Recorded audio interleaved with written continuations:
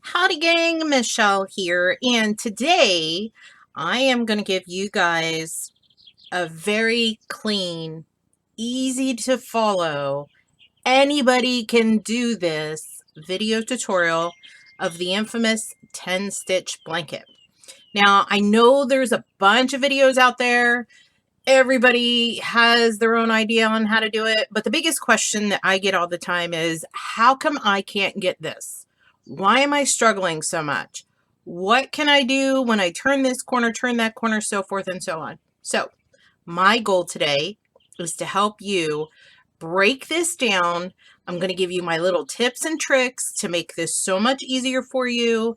Less headache, less hair pulling, lots of easy to follow instructions. Okay, so I have a couple of looms here, and I know you guys are like, why do you need 3 looms to make one blanket? Well, you don't, but I'm going to show you a couple of different options that you have. Now, these two right here, you can get these from Sinwood. They are actually called Afghan looms, and the reason why is you can make an entire Afghan on one of these. I am all about simplicity. I don't like big, bulky blanket looms, S-looms, Afghan looms. I don't want any of that stuff. I want small, simple, easy, compact looms. Okay, so if you don't have either one of these ones here, totally fine. This one here is a 15 peg 5/8 gauge. This one here is a 20 peg 1/2 inch. But again, remember, we're only going to use 10 pegs. And then if you don't have either one of these, totally fine. Not a big deal. Everybody has a round loom. Okay. Just simple, easy. You're just going to mark it off 10 pegs. That's all you're going to use. All right. So let's keep it simple. Just remember KISS, K-I-S-S. Keep it simple, silly. Okay. There's another S word usually at the end, but I don't like it. Anyway, so for this here, for this sample, I'm just going to use some Lion Brand Color Made Easy.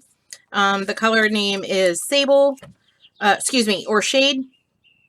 You can use anything you want. Now, obviously, if you're going to use a thinner yarn, like a worsted or anything like that, you want to go with a smaller gauge loom. Okay, 1/2 inch for worsted is ideal. I did a huge blanket for my giant kid, and I used a 1/2 inch gauge with Red Heart Stripes was the yarn that I used for that, and it worked out perfectly. So this one here is a bulky number 5, and you can either use a simple, I think this is a 3/4 gauge. Let's check and see. So this is another little tip. If you're not sure what your gauges are on your looms, get a measuring tape like this. And I always start at 1 inch. I don't ever go to 0 because it's not really a true 0. So you go to the 1 inch and you put that right in the center of the first peg. And then you measure over to the center of the other peg. And that is more like 11/16 than 3/4. Okay, so that's how you measure it. And I actually have a little thing in my looming group, which is a measuring thing. So in case you're not familiar with what all the little lines are in between, 1 inch and the other, it'll help explain that to you. So you're welcome to grab that. All right, so the other thing that you're really going to need, because I'm going to give you a serious tip, trick, hack, whatever you want to call it, that will keep you from pulling your hair out. Because the other big thing that I get is, why is my blanket bumpy or bulky or pulling together or scrunched up? I'm going to show you a little trick that I've used every single time I've made a 10 stitch blanket that will make life so much easier. So you're going to grab 4 stitch markers, 3 in one color and 1 in a separate color. The reason why is this one in a separate color is always going to tell me where my very first starting corner is. So that way when I go to end the blanket, I'm going to move this stitch marker as I move out. As I go to end the blanket, I know exactly where I need to be to cast off, number 1. And I know exactly where the stitches that I need to turn a corner. So that way I don't pick up any extra stitches, or I don't pick up the right stitch, or I pick up a wrong stitch, whatever. This is going to help you with that. And then these other three are just going to be the other three corners. And again, they will help you to make sure that you're picking up the correct stitch to get that corner started, okay? So I also have that I will have attached where you can download a guide that will help you understand, because a lot of people get confused after they make that first run and they have to do one corner and they immediately have to go into a second corner, because you have to do back-to-back corners there. And after that, then you start another run, another corner, another run, another corner, and then you just go around. So I have a little guide that I'm going to have available also for you guys that you can grab, and it will help you to understand when you make your first run and you got to do those two corners together and then go around. Okay, so let's get started. So the very first thing I'm going to do, I'm going to move my stitch markers out of the way for now. I don't need them. And I am actually going to use this 5/8 Sinwood here, and it's 15 peg. Now, the great thing about this is on each end, they have a little anchor. Okay, so and you know which side is forward, because this one has the gaps in it where you can slide your hook. The other side does not. Okay, so this is the side I'm going to use. Now, take my yarn, and we're going to start with a simple slip knot. There you go. And what I'm going to do, cast it on to my anchor peg. Now, if you don't have an anchor peg on the loom that you're using, that's perfectly fine. You don't need to use an anchor peg. I'm just doing this just to make it easier for me. Most of the time I don't use an anchor peg, so it's whatever is easier for you. Now, we're going to do a simple E-wrap cast on for this one. Oops, let's go this way. So we're going to come from the back around the front and E-wrap that way and just slide it down. 2, and it doesn't have to be super tight. Don't tug it, pull it, snug it. Don't do any of that. Okay, your hand is there just to guide your yarn, nothing more.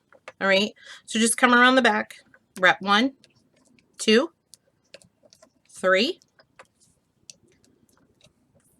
whoops, 4, 5, 6, 7, 8, 9, and 10. But 10, you'll notice on that 10th peg, I brought the yarn around the front instead of E-wrapping it from the back. I'm going to bring it around the front.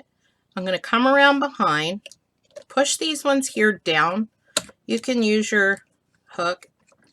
And you see these aren't on there super tight because I'm barely using any pressure to slide that yarn down.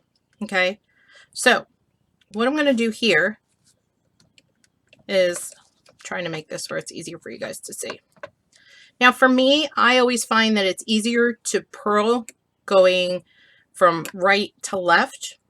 If you're somebody who finds it easier to go the other way, that's totally up to you.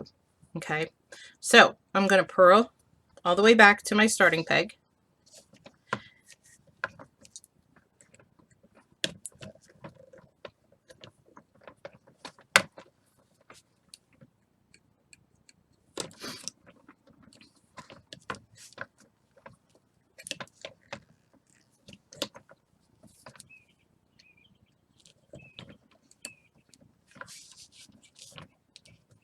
And in the beginning with this loom, it's a little wonky because you don't have anything really stabilizing it.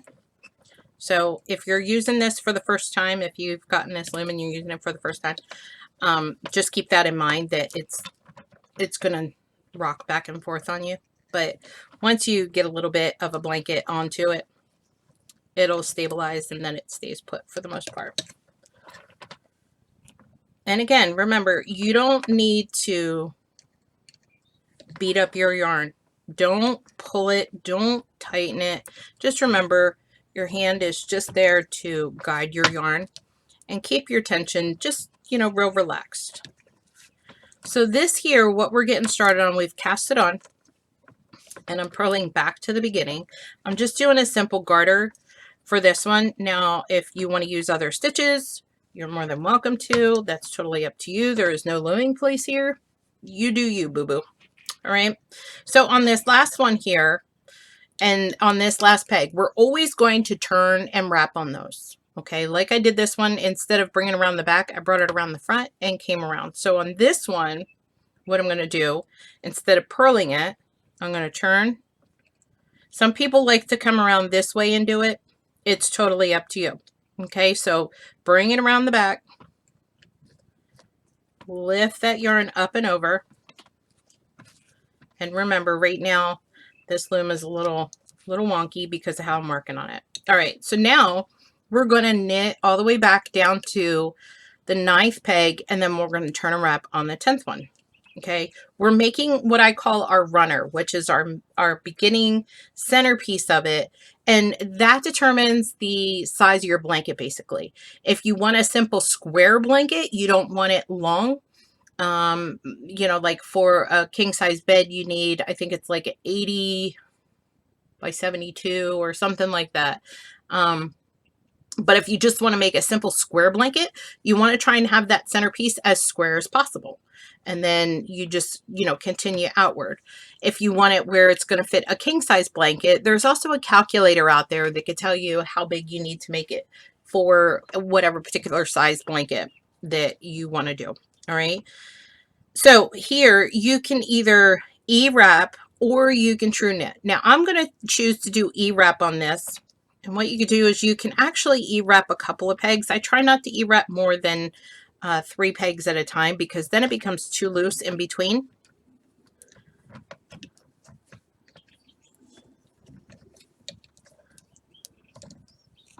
And I use my hook, as you can see, to kind of stabilize the loom right now, because again, like I said, it doesn't have a whole lot of stability because there's really not much of a blanket on it right now. I'm going to do these last 2 E-wrap. And then on my last peg, on my 10th peg, remember, I'm just going to bring it from the front around the back, knit that off. And the reason why you want to do that, I know you guys are so used to me having nice clean edges. This is a little different because you're going to be picking up those stitches, and it's going to make it easier for you to find them to move along. Okay, so now I'm going to just purl right back to my first peg. And you're just going to keep doing that until you have the desired length that you want for your middle runner piece so that you can get going. Now, once I get back to my first peg, I'm going to show you how to use, we're going to use our first little trick, which is the one that we're going to mark with the pink stitch marker, now that we have a couple of rows already set.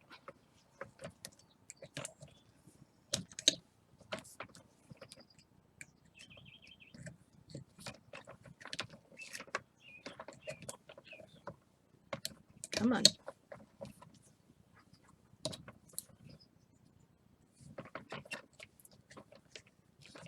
And it really depends on what, sorry about that, what direction that you're working and how you're going to turn your corners. Now, for me, I like to turn them going clockwise, which I'll get to when we get to that point. And that will determine where I'm going to put my first marker, which in this case, it's going to be over here on my left one. All right, so now I've purled this one. This is my first one. And remember, you're just going to turn and wrap those. So you bring it around the back to the front, and then you're going to E-wrap that one. But after I E-wrap this one, I'm just going to secure it. I'm going to unhook my anchor yarn and then hold one part of it. Hold your finger right here on this part. Let me take that off of there completely.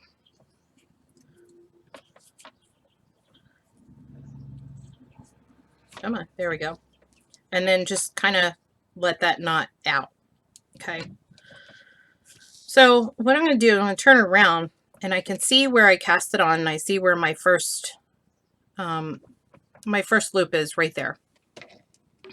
I'm going to grab one of my stitch markers that's the odd color. Okay, the other ones were all green, and I have one that's a separate color. So this, just gently, don't pull this really hard. This is your anchor yarn right here. Let me move my working yarn out of it. This is my anchor yarn. And if you look right here, you can see that first stitch, that first turn and wrap. So you're going to slide that colored stitch marker just like that. You don't have to close it off if you don't want to. This tells me this is my very first turn corner, my very first corner, so that when I end also, as I move out and go corners, this is going to move out as I'm going along, and the stitch marker is going to follow it. So that way, when I come to the point where I know I'm ready to cast off, I know exactly where my end point is, and I know where I need to cast off. The other ones just help you keep place so that you have a nice, flat, clean corner every time, and it doesn't accidentally pick up another stitch or anything like that. Okay, so on this other side, I'm going to grab one of my other stitch markers, open it up,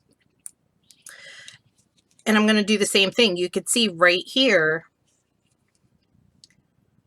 right there, there's two right there, how that is. So what I'm going to do, I'm going to use my stitch marker. I'm going to open it up a little bit. These are plastic, so be careful. You don't want to pull it out so much that it breaks. I like to do that and open it up with my nail. And then I'm going to take this and I'm going to just slide it right through. Boom. So I know that's another one. Now, as I work this out longer and I have the full length of the runner that I want, I'm going to add on those other two stitch markers that I have. These guys right here.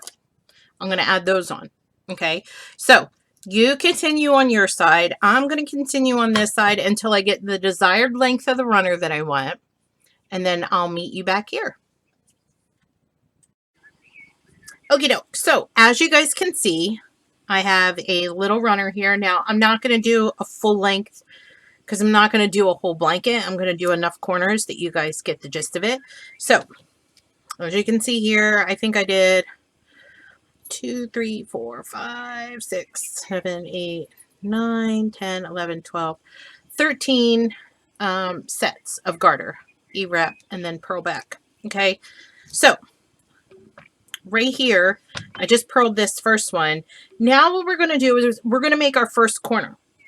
And another little tip and trick that I have for you guys is, if you've ever seen any of my videos, you know that I love marking my looms with painter's tape or artist tape. I try not to use anything too sticky as an adhesive because it leaves stickiness on the looms. So painter's tape is perfect for that. Okay, so what I'm going to do, I'm going to take enough to mark all 10 of mine here. Let me grab my scissors.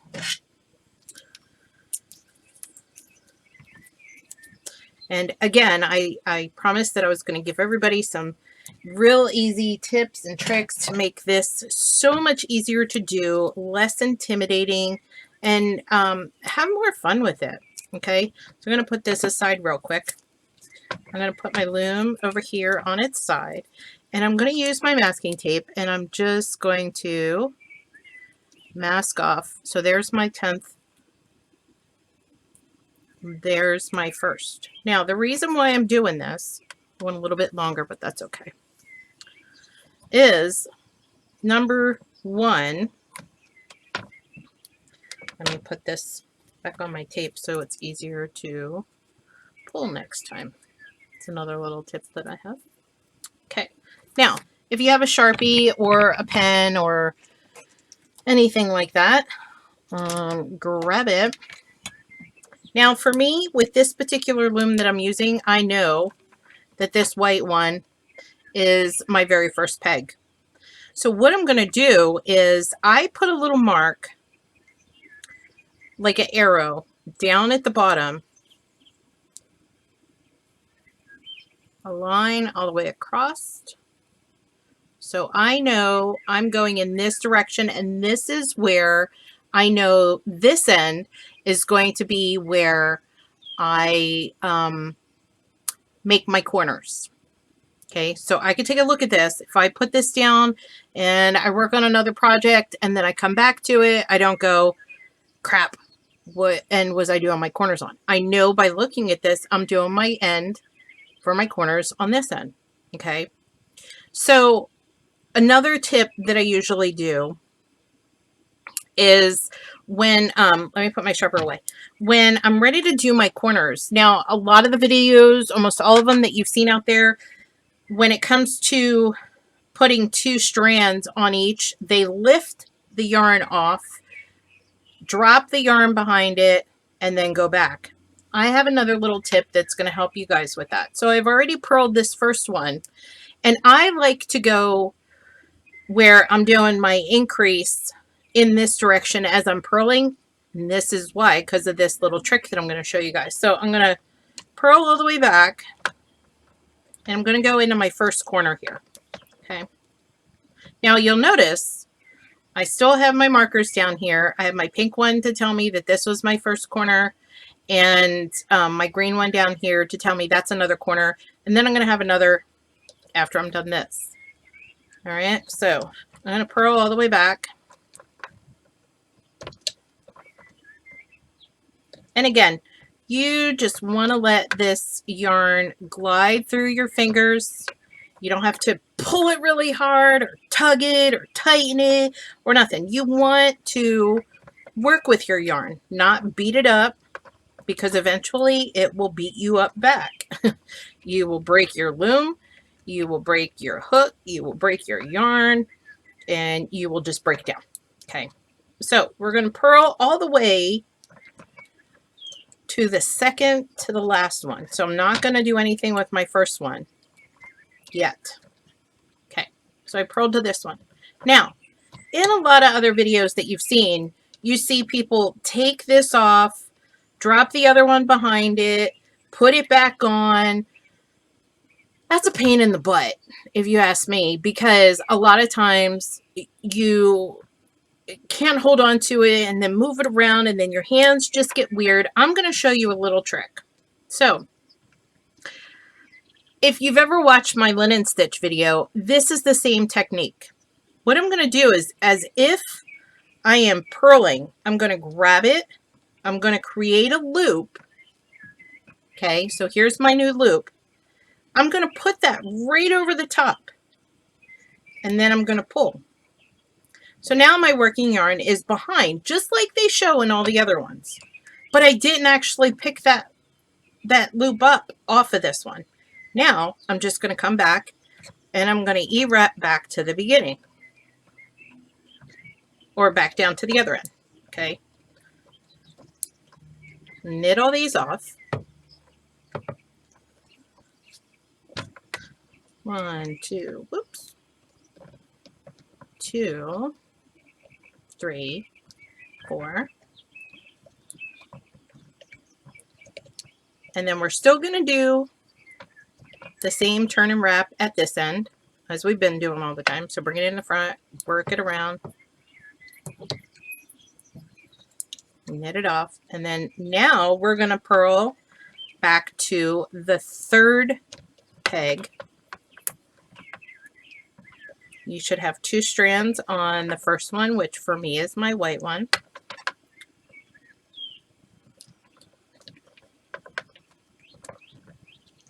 And this is called an increase because we're increasing that side of it to make that corner. And then we decrease when we start knitting off all the ones that we actually increased, which are going to be the ones that have 2 strands on it. Okay. So I'm going to purl one more after this one. This is my third one. I'm going to purl that. And now, here's my first one, and it already has 2 strands on it. I separate those so you guys can see that. So that has 2 strands on it right now. This one, we're going to do the same thing. So you're going to swoop it like you're going to purl it. Grab that new working yarn. It's got a loop right there. See? And you're just going to carry it up over without actually having to take this one off and worrying about dropping it or losing it or anything like that. And then we're just going to simply E-wrap back. So there's another little tip for you.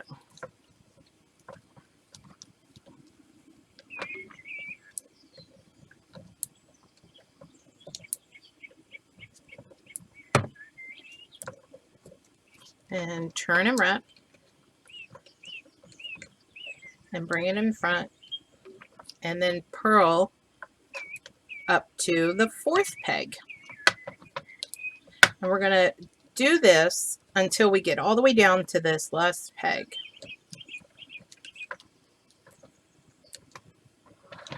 Whoa. Got away from me there.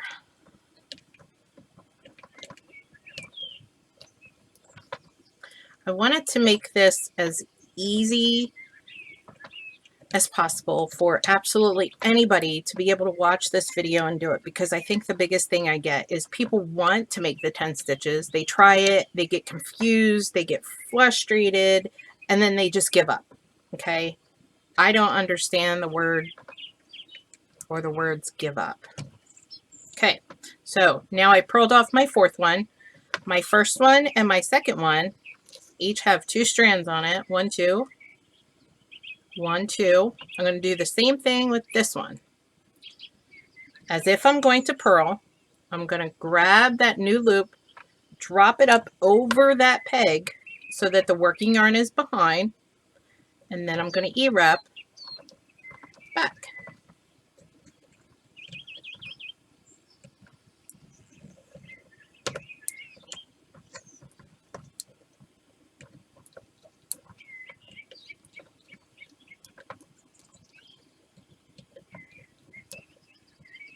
Now, again, if you don't want to do the E-wrap garter, if you want to do a garter with a traditional true knit or U-knit, you are more than welcome. If you want to do it with a completely different stitch, like I've seen people do it with linen stitch. However you want to do it, whatever stitch combination you want to use, that's totally on you. I'm giving you the basics so that way anybody can make a 10 stitch. And when you're making a 10 stitch, or any blanket for that matter, it tends to become very tedious because depending on the size that you're making it. Now I can knock out a baby blanket, a 10 stitch baby blanket in like a day, honestly, depending on the yarn that I'm using and if it's on a weekend. All right, so now I'm on my 5th peg. I just purled that one off. Now this 4th peg, as if I'm going to purl it, grab that new loop, drop it up over it, tug it. Don't pull it really tight, just tug it. And then E-wrap 5, 6, 7.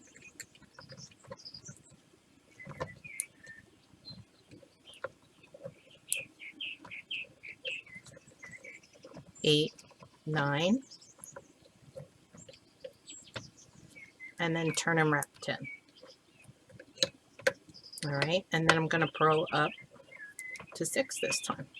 But what I was saying is, if you're working on a big 10 stitch and you become a little bored of it, don't be afraid to just put it down for a little bit, work on a small project just to break up the monotony, because I think that's the biggest thing that people run into is they get very ambitious and they start this giant project and they expect it to be done overnight. No, it doesn't work that way. So allow your time to walk away for a little bit, do a hat, do a scarf, make a little project, and then go back to it.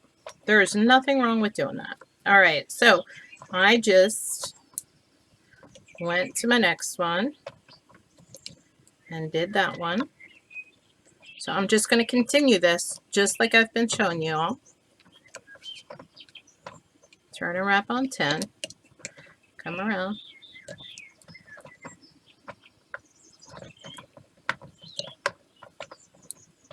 And this actually works up pretty quick once you get into your rhythm of it. It's a little awkward for me right now because usually I'm used to sitting on my recliner with a pillow on my lap and looming that way. Okay, I'm going to make that new loop, drop it up over the peg, tug it just a little bit, and then 1, 2, 3.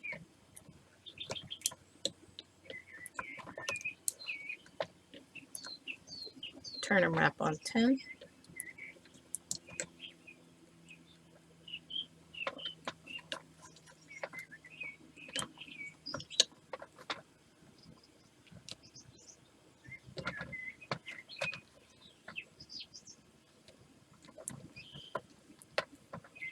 And I'm going to grab it, take that loop, drop it up over.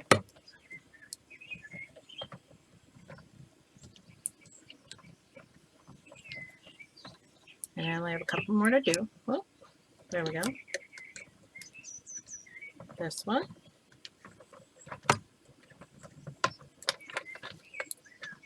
Grab this one. Grab that new loop.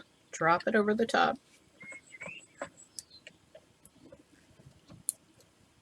Turn and wrap. And this is my last one. Drop it over. And then bring it. Turn and wrap. There we go. All right. So now you will be able to see on all of these except for my last one, I have 2 strands. So 1, 2, 1, 2, 1, 2, 1, 2, 1, 2, 1, 2, 2, 2, and 2. Okay. And it's going to look like this right now. See how we increase this side? So we just did an increase. So now we did half of the first corner. Now we're going to decrease. So we're going to work back and we're going to knit off, or in this case, we're going to purl 2. These that have 2 on each, but we're going to, right here, we just turned and wrapped on this one. So now we're going to purl 2 and then go back. Go to this one and then go all the way back. Go to this one, go all the way back. So we're going to basically do the same steps, but we're going to go backwards and we're going to decrease now. Okay, so let me grab my working yarn. And like I said, I've already turned and wrapped on this 10th one. So now I'm going to grab both of those strands that were on there, the 2 of them, purl it off. I'm going to come back to this one. I'm going to turn and wrap. I'm going to purl this one.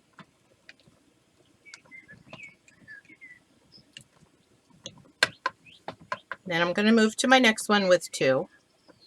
Grab both of them. Purl them both off. And again, we're decreasing now. Then I'm going to E-wrap. Turn and wrap on this last one. Bring it around. Purl 1. There's 1 strand. Purl it. And then we're going to grab 2 and purl that one. And after that one's purled, I'm going to stop real quick and I'm going to show you guys. So right here is where that next stitch marker is going to go. See right there how it has that little bit of a gap right there? So what I'm going to do, I'm going to take another one of my stitch markers. I'm going to open it up with my finger like I did before. Come on. There we go. So I open it up like that. And then I just come right in. Whoop. It's going to fight with me, but I'm going to win. And I'm going to drop it right in that hole. Make sure you grab both of the strands. It just closed up on me. Hold on. I will win. There we go. So as you can see, I grabbed both of those strands of yarn, and you don't have to close them off if you want to. Hey, it's totally you.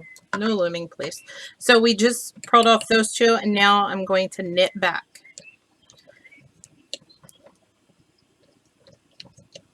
Turn and wrap. bring it around, and then purl. So now you understand what I mean when I say you're just doing the same thing but going opposite. Instead of increasing, now we're going to decrease.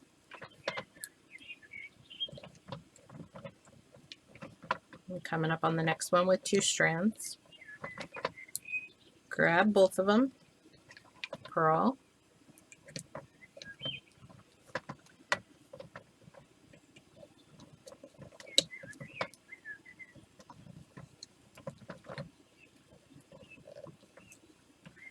turn and wrap.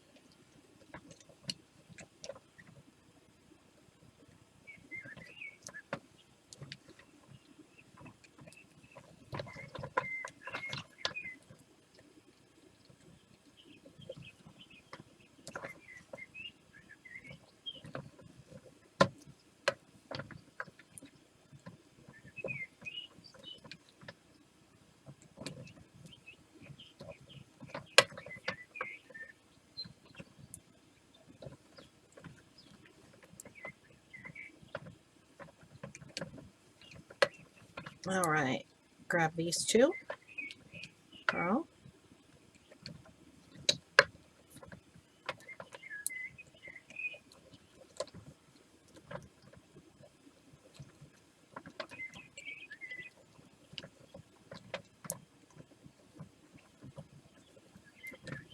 turn and wrap.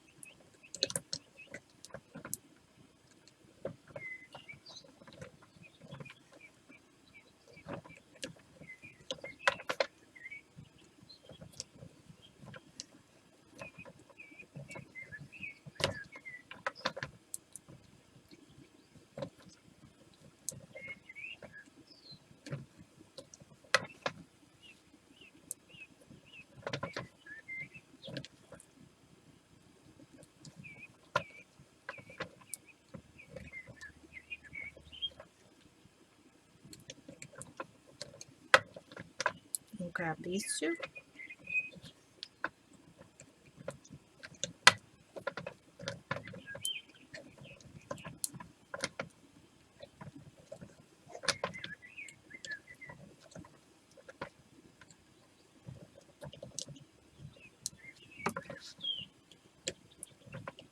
And turn and wrap. Bring it around and purl it all the way back to the next set. And once you get this first corner done, which we're almost done, we're automatically, and this is the only time that you're going to do this, you're going to automatically go right into the second corner. After that, you will work a little bit of a, what I like to call a runway, and then go to the next corner, and then work some runway and go to the next. So this is the only time that you'll work back-to-back corners like this.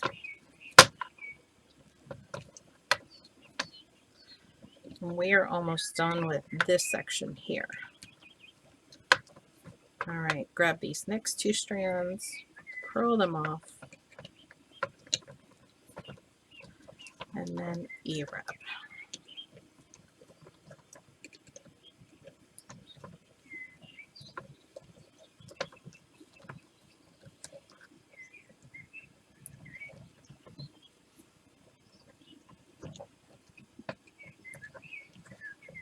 Turn and wrap.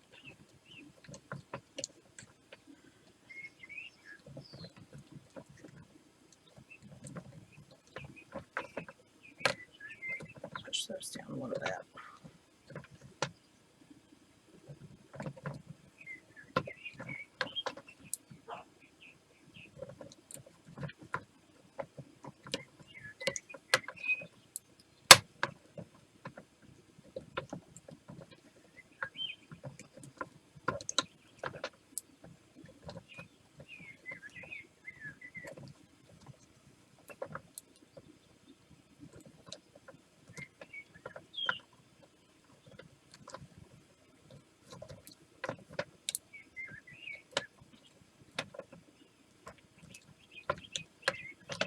Almost done. We got 2 more. So grab these, purl them off,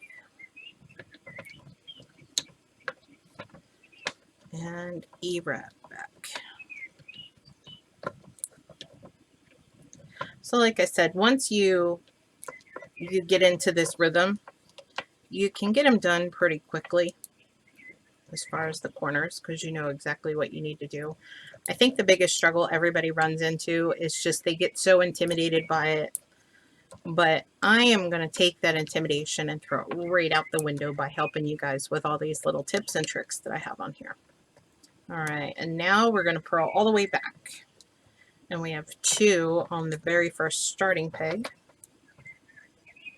And then we're going to go immediately into our second corner.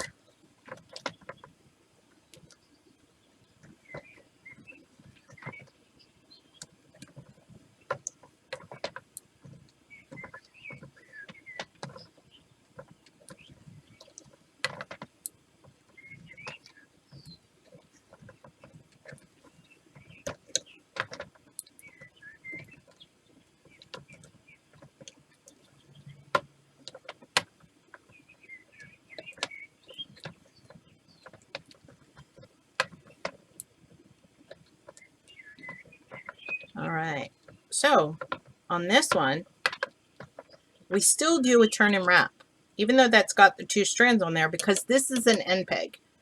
So make sure that you always, even when there's 2 strands, always turn and wrap. So this one I know I bring it behind. This one I know I take it in front. And the reason why, if you see here, it gives you those nice wide noticeable stitches. And these are going to be your marks to pick up as you go along and you start going in a circle.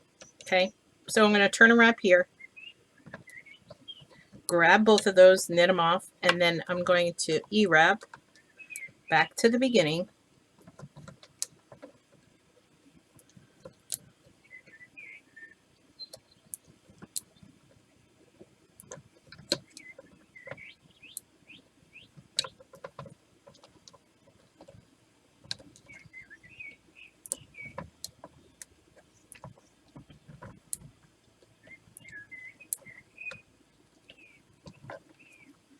And then turn and wrap on the 10th one. And we're going to repeat exactly what we just did on the first increase.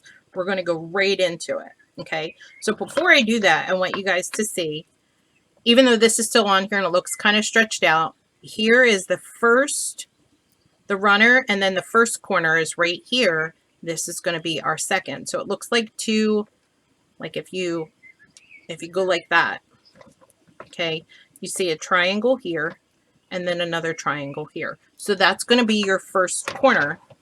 And we're immediately going to go right into creating our second. So we're going to purl, whoops, purl all the way back, just like we did.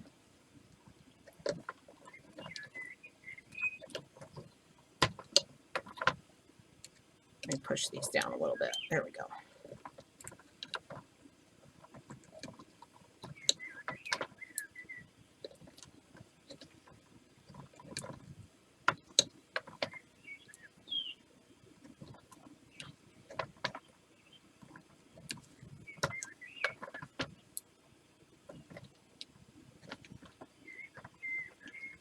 And we're going to purl to the second peg. So 1 more, purl that, and that will take us back to the first. And we're just going to do the same that we did before, where we're going to, as if to purl, grab that new loop, drop it up over the top, and you're going to have 2 strands down here again. And then let's E-wrap down to the last peg.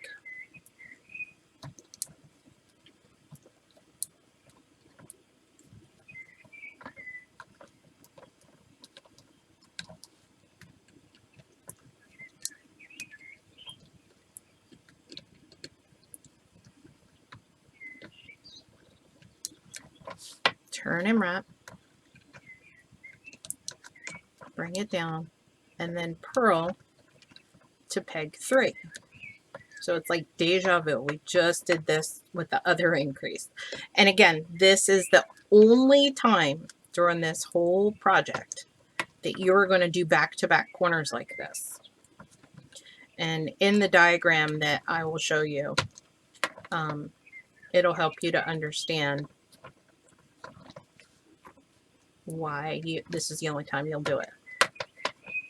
Because after we do this second corner, we're going to go along and we're going to pick up stitches down that first runway that's going to take us all the way back to our starting stitch where the pink stitch marker is. All right, so I'm going to purl this one.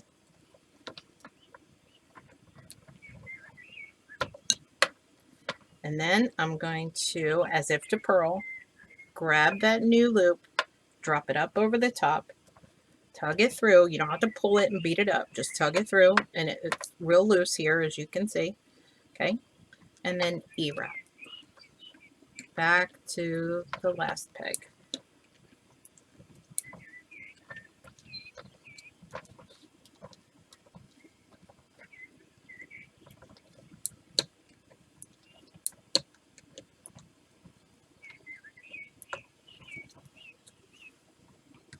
Turn and wrap, knit it off, and purl. So you're going to go all the way back and just repeat everything we just did. I'm going to go to peg 4 this time.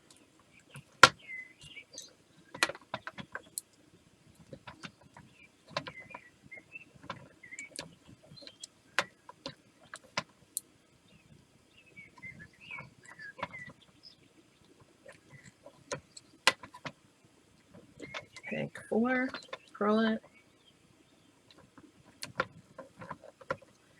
and then peg 3, I'm going to grab that new loop, drop it up over the top, tug it through, and then E-wrap.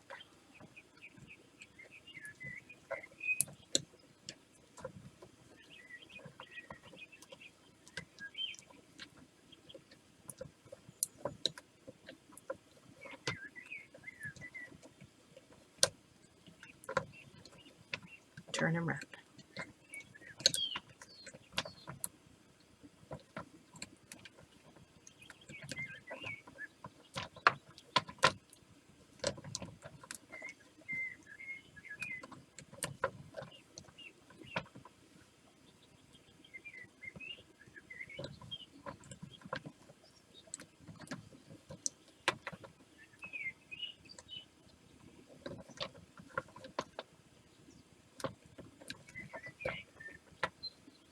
Alright, purl this one, and then we're going to drop the next one. So, scoop, loop, drop.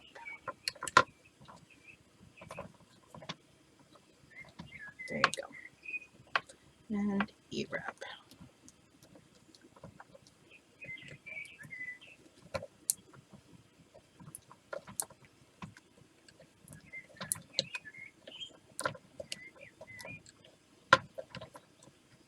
Turn and wrap.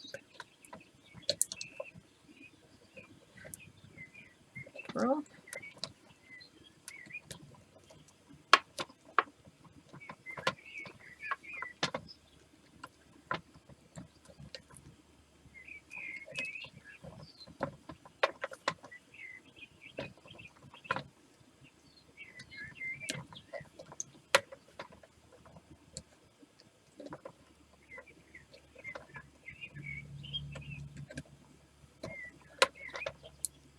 And then right here, create that new loop, drop it over, and E-wrap.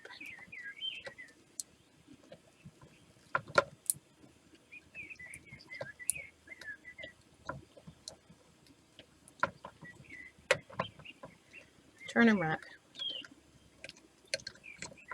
and then purl.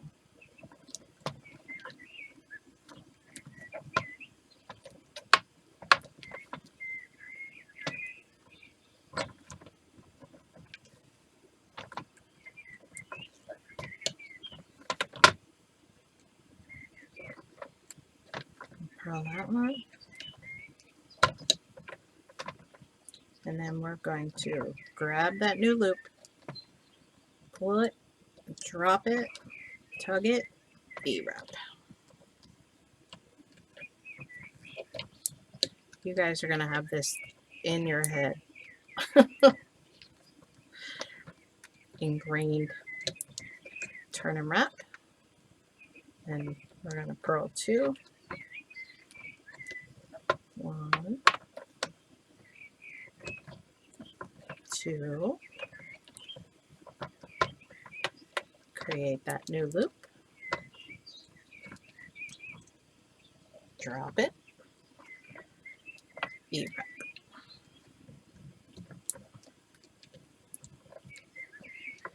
Turn and wrap. I'm going to purl 1.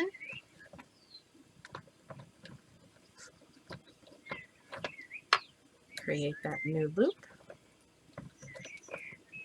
Drop it over. E-wrap. Turn and wrap. Create that new loop. Drop it over. And turn and wrap. All right, so before I start picking up those purls and doing my decrease, now you can see it's coming together a little bit more. So here's your first corner. Even though these ones are still on here, this is actually the first part, the increase on your second corner.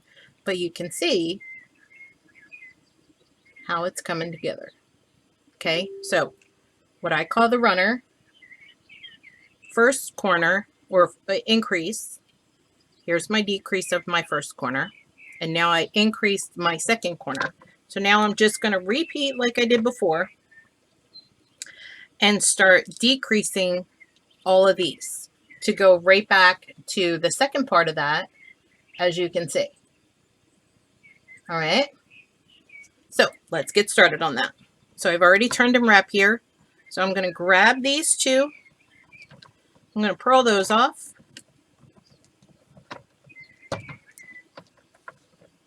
And then I'm going to turn and wrap. Purl this one.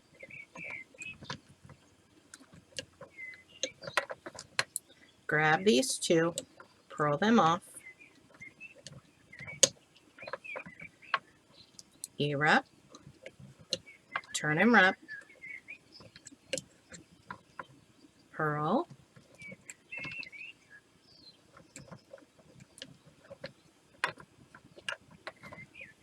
I'll give myself some slack. Purl. And then when we grab these 2 and purl them off, we're going to take a quick pause because we're going to add our 4th stitch marker. Okay, just like we did here, just like we did here, just like we did in the beginning. Okay, so let me open that little puppy up. And you'll see right here how that loop is just a little bit bigger. That's where we did our final turn and wrap. So drop those through. It's fighting with me again, but I'm going to win. There we go. There we go. Okay, so now we have 4 stitch markers on here. This is our starting one, our second, our third, and our 4th. And these will become super handy guides as you're working. You know exactly where you need to pick up the corner stitches. Okay, so we just did that one. Let's go back. E-wrap.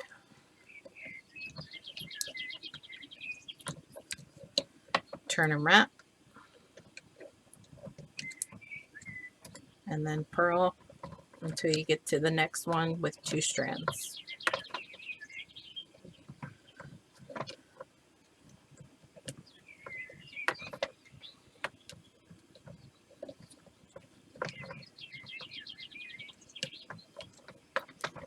Grab those 2, purl them both off, and E-wrap back.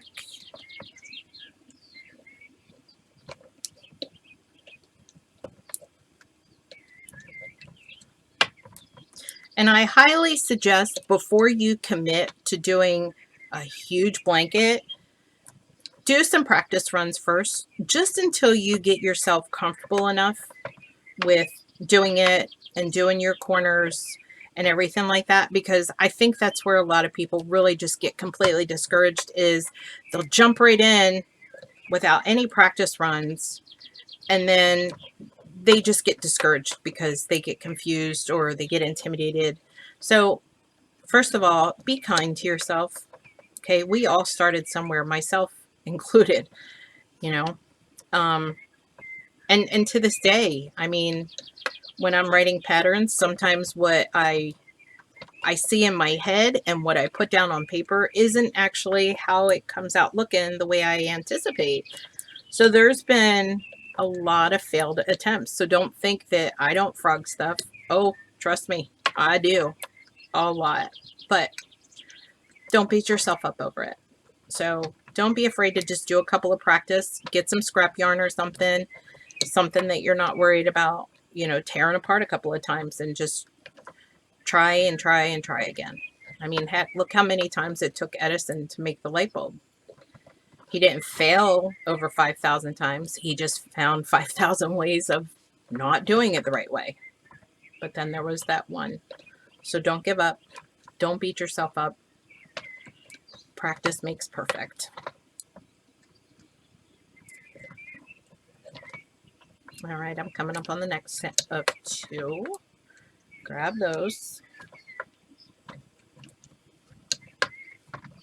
And then E-wrap back.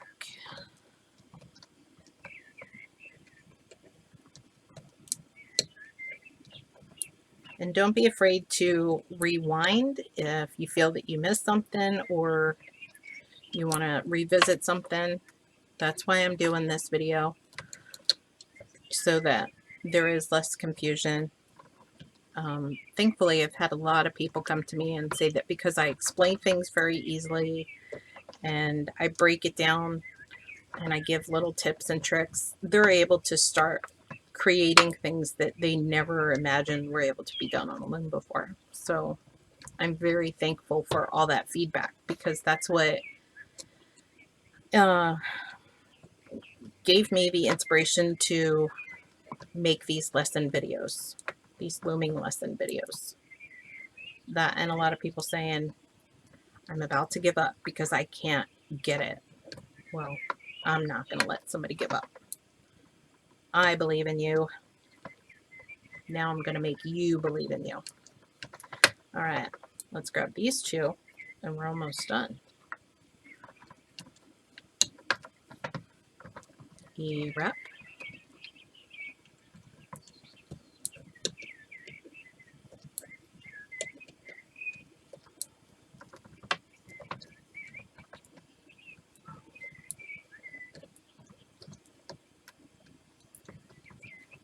And then we're almost done our second corner.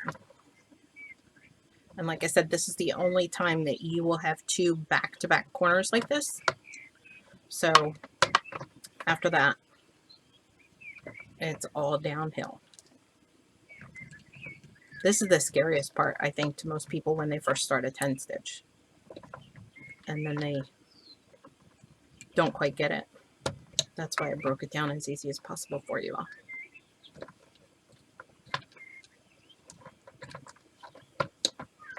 And again, this can be done on a round loom as well.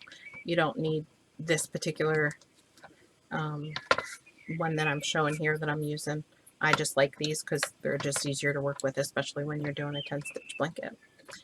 Even if you have a regular long loom, you can use that, or a round one. It really doesn't matter. All right, let's grab the next set of 2. And then after that, we are done our second corner, and then we're going to start down the runway. At least that's what I call it. It sounds cool, because we're going to take off.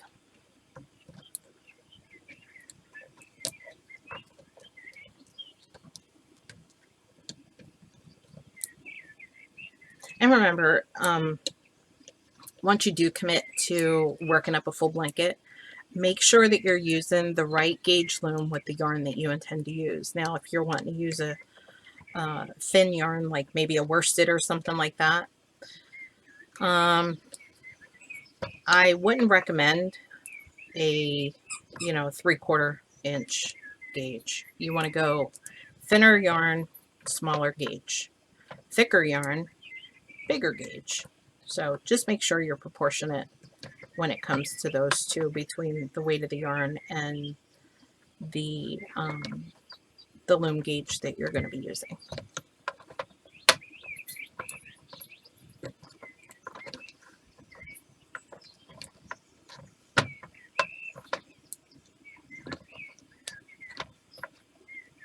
And we are almost done with this. And then we're going to get into the pickups on the runway.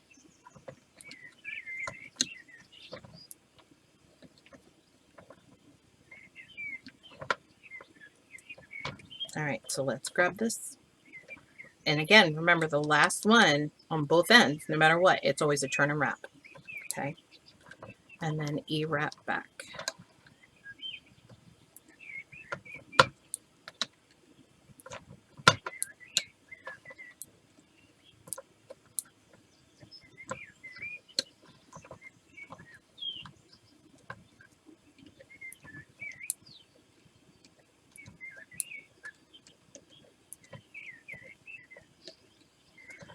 And then we're going to turn and wrap. And then once we've done that, I'm going to show you guys. All right, so now you can see here's one corner, and then right here is the first part of corner 2, and then here's the second triangle, and that's corner 2 right there. Okay, so now what we're going to start doing, and you'll be doing this for the rest of it, we need to start connecting this piece to the rest of the piece. So if you see right here, you see these 2 loops right here? I'm going to grab my hook. Right on the inside, you have this guy here and this guy here. Okay, one, and then here's the other one.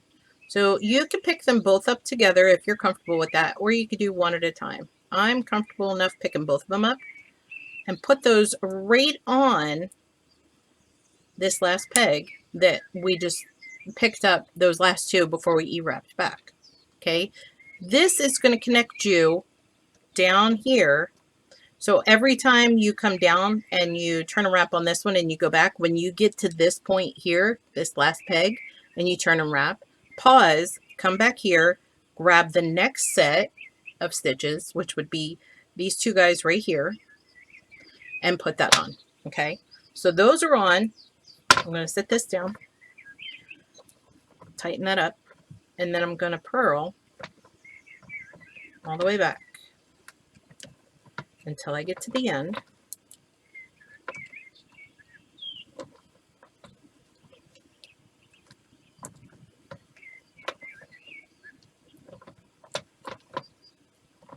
And I'm taking my time with this because I want it slow enough that you guys can work along with me. If you want to speed up the video, you're welcome to do that. You just hit your settings and hit playback speed. You can actually slow it down if you want me to slow it down even further. I don't know if I can physically go any slower than what I'm going right now. So.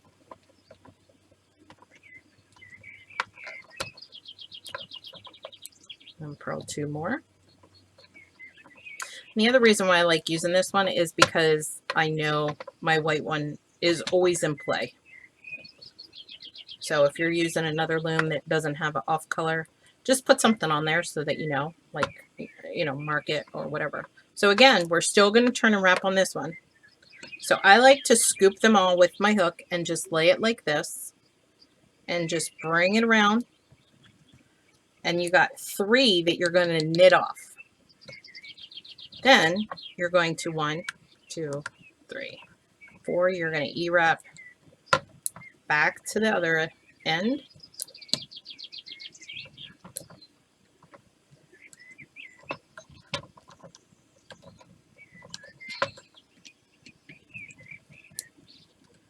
And it's always best to not do your first one in a very dark color.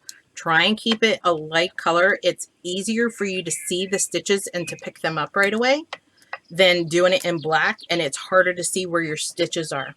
Okay, so I've already turned and wrapped on this one. Now I'm just going to leave that for a second. I'm going to come back down here and grab the next set of stitches, which you can see are these right here. Let me hold this in a way where you guys can see it. So here's one and there's two. So use your hook and grab both of them. Or if it's easier, if you want to grab one strand at a time, you can grab one strand at a time. I find it's easier to grab two. So I need to put that down because it was making it difficult for me to grab two. And you can stretch it out a little bit to make it easier to grab those two. I'm trying to do this around the camera so it's easier for me.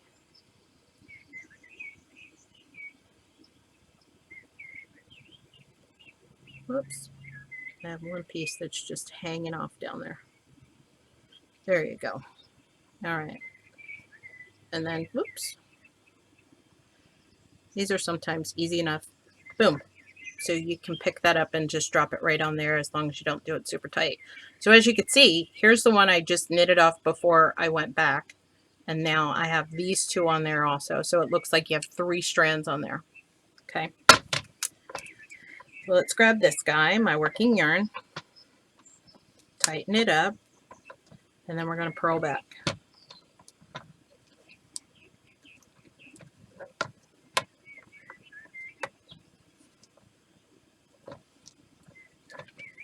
And like I said, if you keep your stitches loose enough, once we turn this corner, this is our cast on row. This is really loose because I just did a simple E-wrap cast on with that. And then over on this side, the reason why I go from front to back, it leaves it a nice big loose one that you don't even need your needle or your hook to pop them on there. You can literally take your fingers and it'll drop right down like I did with that one there. So that is another little tip, trick, hack, handy dandy footnote, however you want to put it. So I'm purling all the way back, and then I'm going to grab those 3 and knit them off as I do my turn and wrap.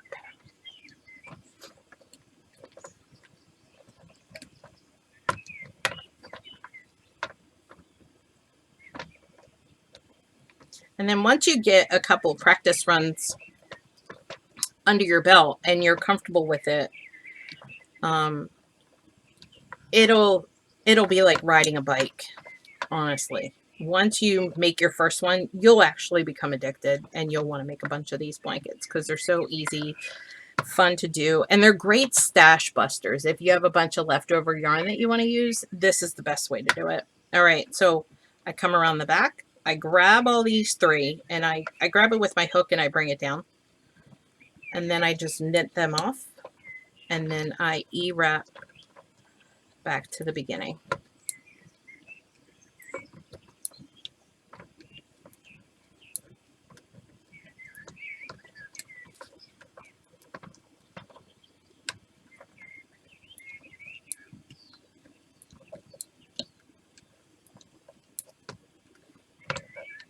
And then I turn and wrap, drop it down, and then I'm going to purl this first one just to hold my yarn secure. Now, come back over here, and you're going to grab your next set of stitches, which are these ones right here. And like I said, if it's loose enough, you can literally just put it right on there, and it'll drop on. Come on, fingers.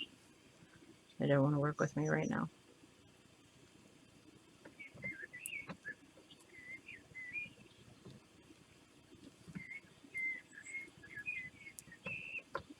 There we go. So, as you can see, here's the one that we just knitted off with the other 3, and then 1 and 2. Okay. And then we're going to purl.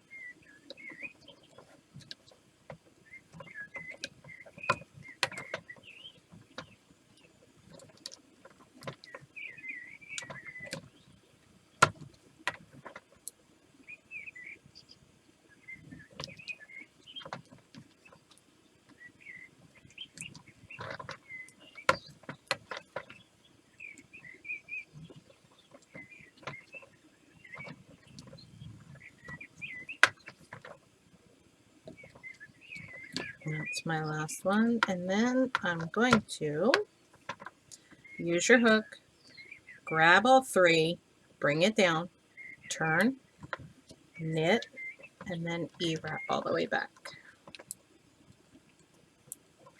Now, people have made these where they don't purl at all. You can simply just E-wrap one way and E-wrap or true knit the other way. The problem with that is if you're familiar with stitches, sometimes it may curl when you do that. So just keep that in mind. But the good thing is you can always simply steam block any project that you're working on and it'll help lay it flat. So if you're not a big fan of purling, that's okay. Just do what works for you, and then you can always steam block it and it'll lay it flat.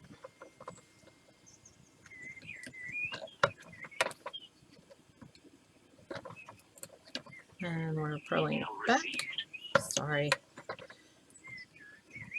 I thought I took my phone and put it on vibrate, but apparently I did not.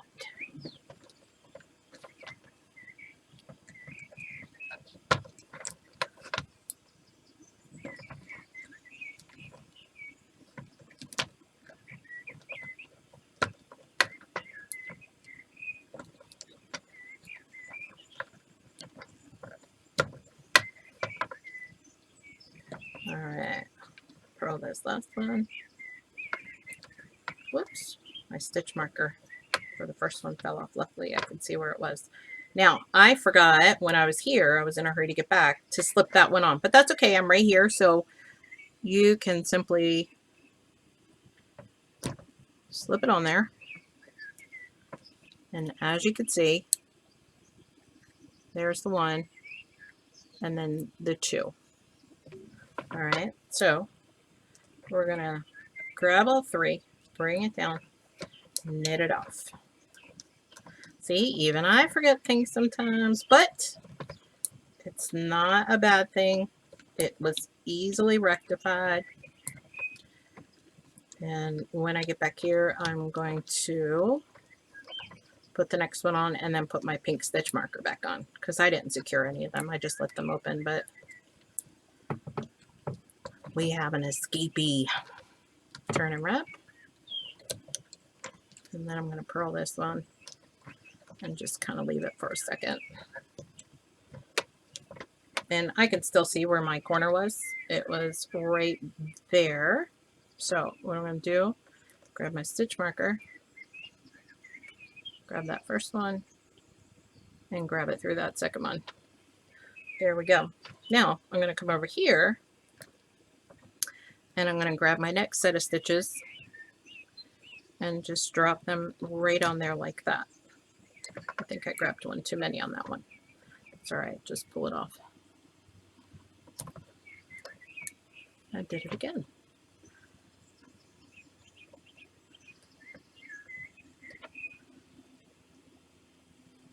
There's one, there's two.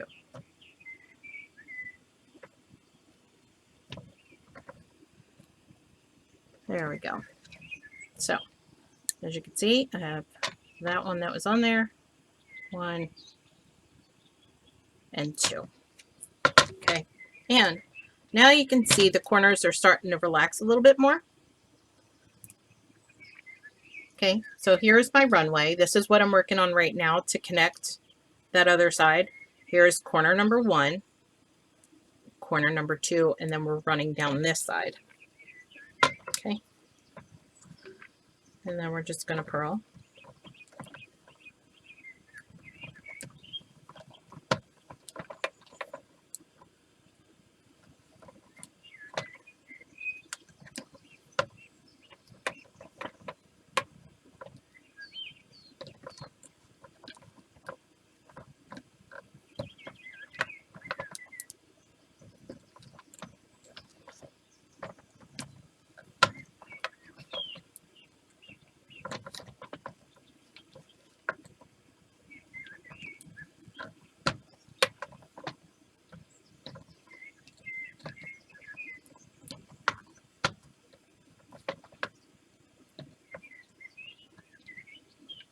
That's the last one. And we're going to swoop, grab all 3 of those stitches, bring your hook down, turn and wrap, knit them off, and then E-wrap back. And once I get back to the top, I'll show you guys, after I put that next set of stitches on here, what the underside looks like, because a lot of people ask about that also. Because obviously there's a right side and a wrong side to this. It's just like traditional knitting.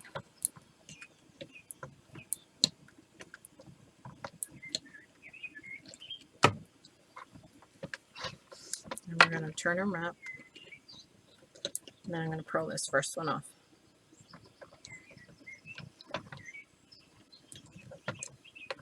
There you go. Let's put this next stitch on there.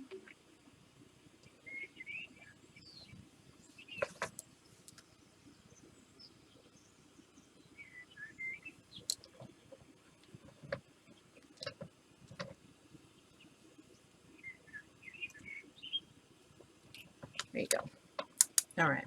So underside, as you start working down these, what I call runways, it's going to be a little bit raised right here on the seam. That's okay. This is going to be what's considered the wrong side, and this is the right side where it lays nice and flat. And you can see I don't have any pulling or puckering or anything like that. I mean, it's not laying flat right this second because I still have it on here, but as we work this, I'll lay it flat and you'll be able to see it. So what I'll do is I'll finish this runway right here, and before I start my next corner here at my beginning, I will meet you all back here. Okay, so pause your videos, keep working until you have the rest of this runway taken care of before we start increasing on this next area down here for your next corner. Alrighty, gang. So as you can see here, I have my main runner, which is this main section that we got started on first, done. Here's my first corner. Here's my second corner.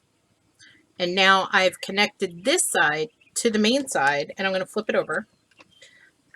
Excuse me, so you can see. And here's the ridge down the back. Also, you can see I'm not touching it at all. It's laying perfectly flat. Okay. No bunching, no puckering, none of that. And as I flip it back over this side, perfectly flat. Well, considering this side is still on the loom. It's not buckled, it's not puckering, it's not bunched together, nothing. So, excuse me. As you can see, I still have my my green stitch markers here, and I am just about ready to connect this part here. Now, I want you to stay with me after we do this corner, and then we run that little bit, and then we do the other one, because I'm going to show you how to do color change on this as well. We have to do one more round, and then I will get into the color change. So right now, we're just going to do our next corner, which is down here. And this pink one, if you remember correctly, is our very first corner. Okay, so if for some reason I wanted to cast off right now, I would know once I got to this, cast off, and then I would be done, and I'd have this tiny little square. Okay, I don't want to cast off right now, so I'm going to leave it on there.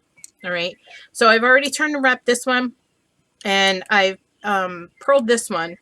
Now what I'm going to do, I'm going to take where this pink is, which is our very first stitch, and I'm going to slip that onto this white peg, and I'm going to keep that stitch marker on there right now until I get that slipped on there.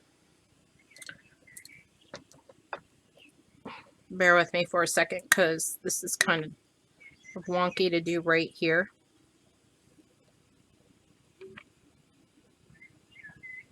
Pull that.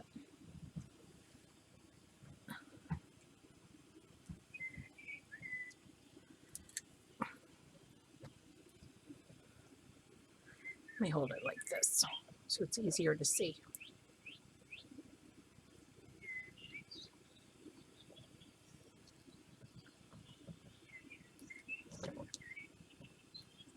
And just take your time with this, okay? Don't let it get you super frustrated. If you have to, if it's too tight, grab one side of it and slide it on here.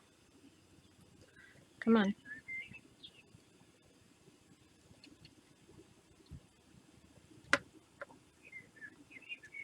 See, it's grabbing that little bit of extra yarn, and I don't want it to do that. So just bear with me.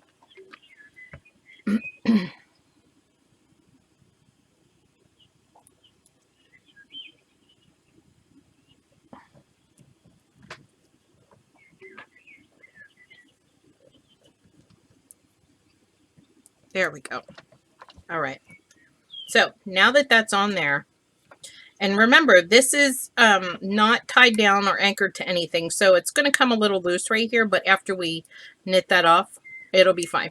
So what I'm going to do, take my stitch marker off now because I already have that on there. I wanted to keep it on there until it was on, and put it to the side. Now remember, with your corners, we're going to start our increase. So right now, we already have 3 strands on this white one. So 1, 2, 3. Okay. So what I'm going to do, it looks like I grabbed a little extra piece off that one. Come on.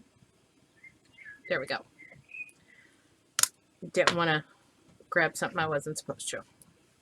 So now we are going to do our increases. So I'm going to purl all the way back to my white peg. And we're going to do our increases just like we did on the first and second corner. Now remember, with this one, we're not going to do back-to-back corners. We're going to do, this is our 3rd corner now. And then we'll have a little bit of a run, and then we'll go into our 4th corner. And then work it up and around. Sorry.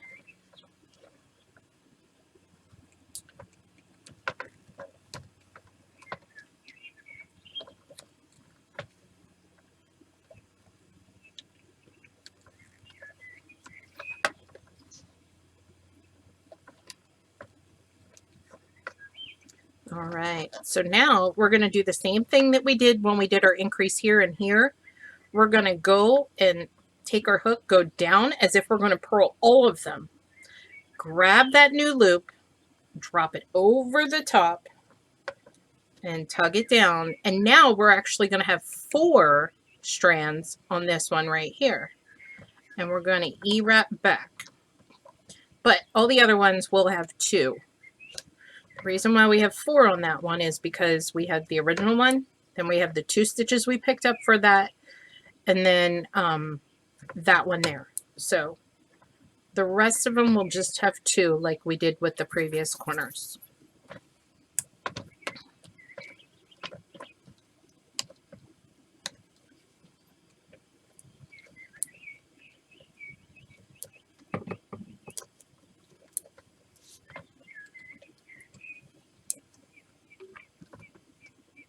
Turn and wrap.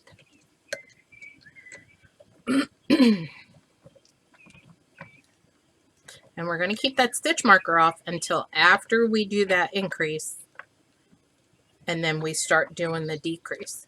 Now, in case you're wondering, I'm going to stop right here real quick and show you guys. In case you're wondering exactly where these stitch markers go, if you see right here, you can follow this line straight up, and it's going to take you right into that corner. And at that corner is where that's going to go. Now, I do not recommend playing, you know, corner turkey or corner chicken, meaning you're going to live dangerously and not use stitch markers. I don't ever see anything good come from that. So spend, you know, $1, $2, whatever. Get a small pack if you don't already have stitch markers. You can get them from Joann's or Michael's or Hobby Lobby, wherever. And get a set of these simple stitch markers. These I got from my landlady's knit shop. They're clovers. but invest in them. They're particularly handy with this because you can open them up and put that through. Unlike stitch markers that just have the loop where you can put it on your loom, these you need to open and close so you can attach them. It makes life a whole lot easier, because that is what tends to cause bumpiness and picking up wrong stitches and everything bad that you don't want to happen with your 10 stitch. Okay, make that little investment and you can thank me later.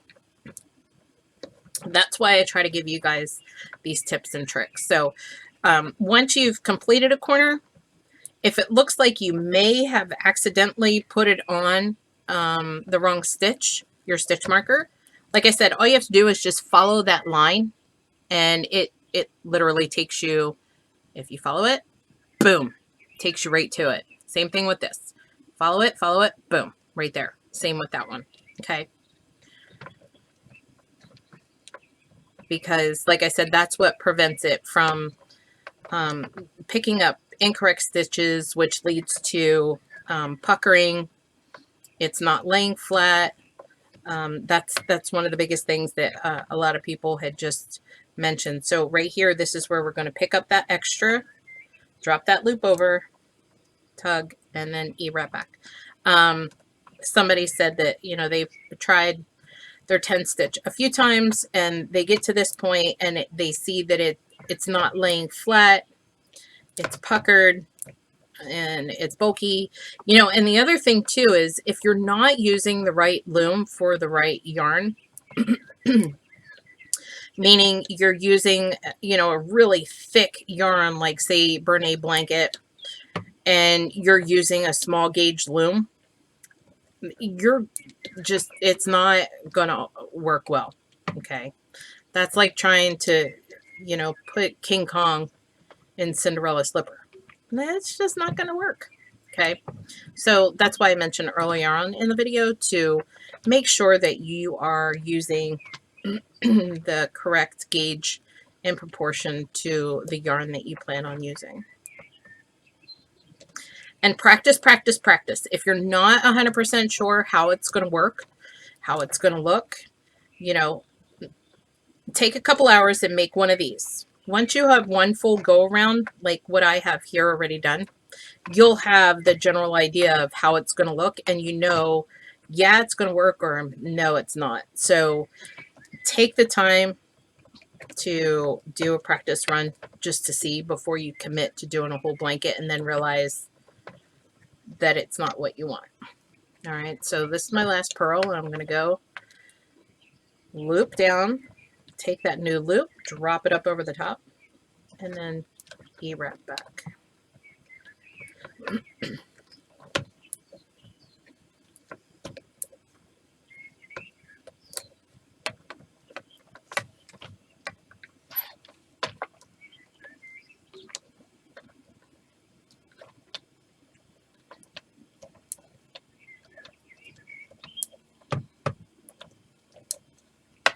Turn and wrap, push it down, and purl. All right, so you're just going to continue this increase. And again, I'm going a little slower than I would normally go because I want to make sure that anybody that might be following along does not feel rushed, and they can take their time so that way they are comfortable with it and they don't have to stop and go back and feel like they missed something.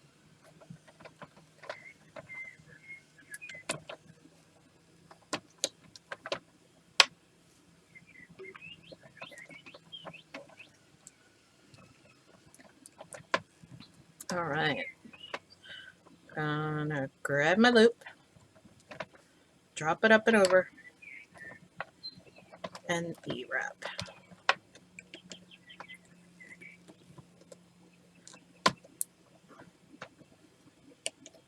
And then once I'm done this corner, I'm gonna pull out the diagram that I have to show you where exactly we are. And this diagram, I will have a link of where you can grab it. I have it uploaded in my Google Drive, so anybody who needs it to keep a copy of it just so that they know exactly what they're doing and where they're at each stage in the beginning. They know exactly what they're doing.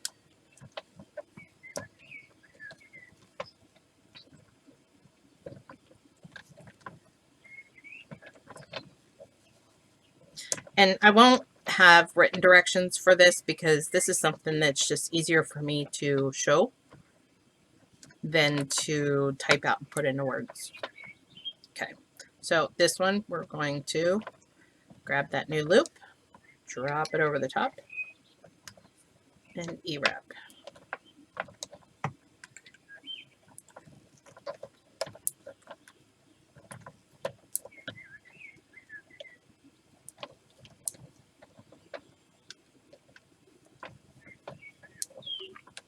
Turn and wrap.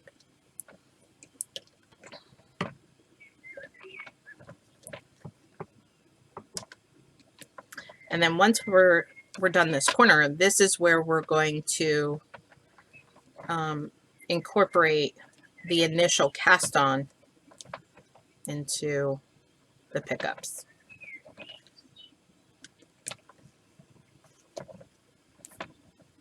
All right, so this one here, we're going to grab that new loop, drop it over, E-wrap.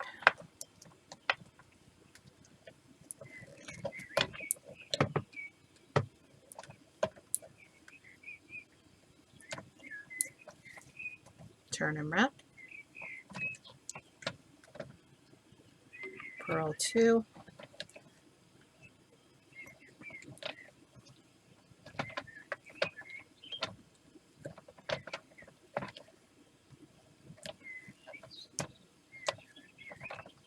And then we're going to grab this new loop, drop it over,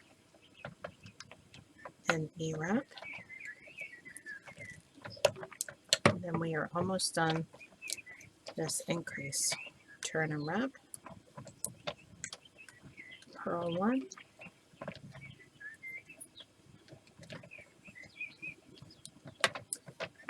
And then we're going to grab the loop, drop it over, E-wrap 1, turn and wrap, and then this one we're just going to grab that new loop, drop it over, and then turn and wrap. And there we go. All right, so now you can see, let me move my working yarn in back here. Every peg has 2 strands, except, come on, there we go. Come on, there's 2, except this last one we actually have 4 because we had the initial one on there, and then we did the turn and wrap, and then we had the 2 from picking up that last stitch. Okay, so we just increased this section now. Okay, so with this diagram I'm going to show you. Okay, so in this diagram you can see, and this is the one that you guys are going to be able to grab and download for yourself. This section here, let me turn this around. All right, let's put this here like this, that way it'll make sense as I'm showing you. All right, so this yellow right here is, make sure I have that lined up. This section right here, mine is in a perfect square. It's a little bit longer. They have that as a perfect square. Okay.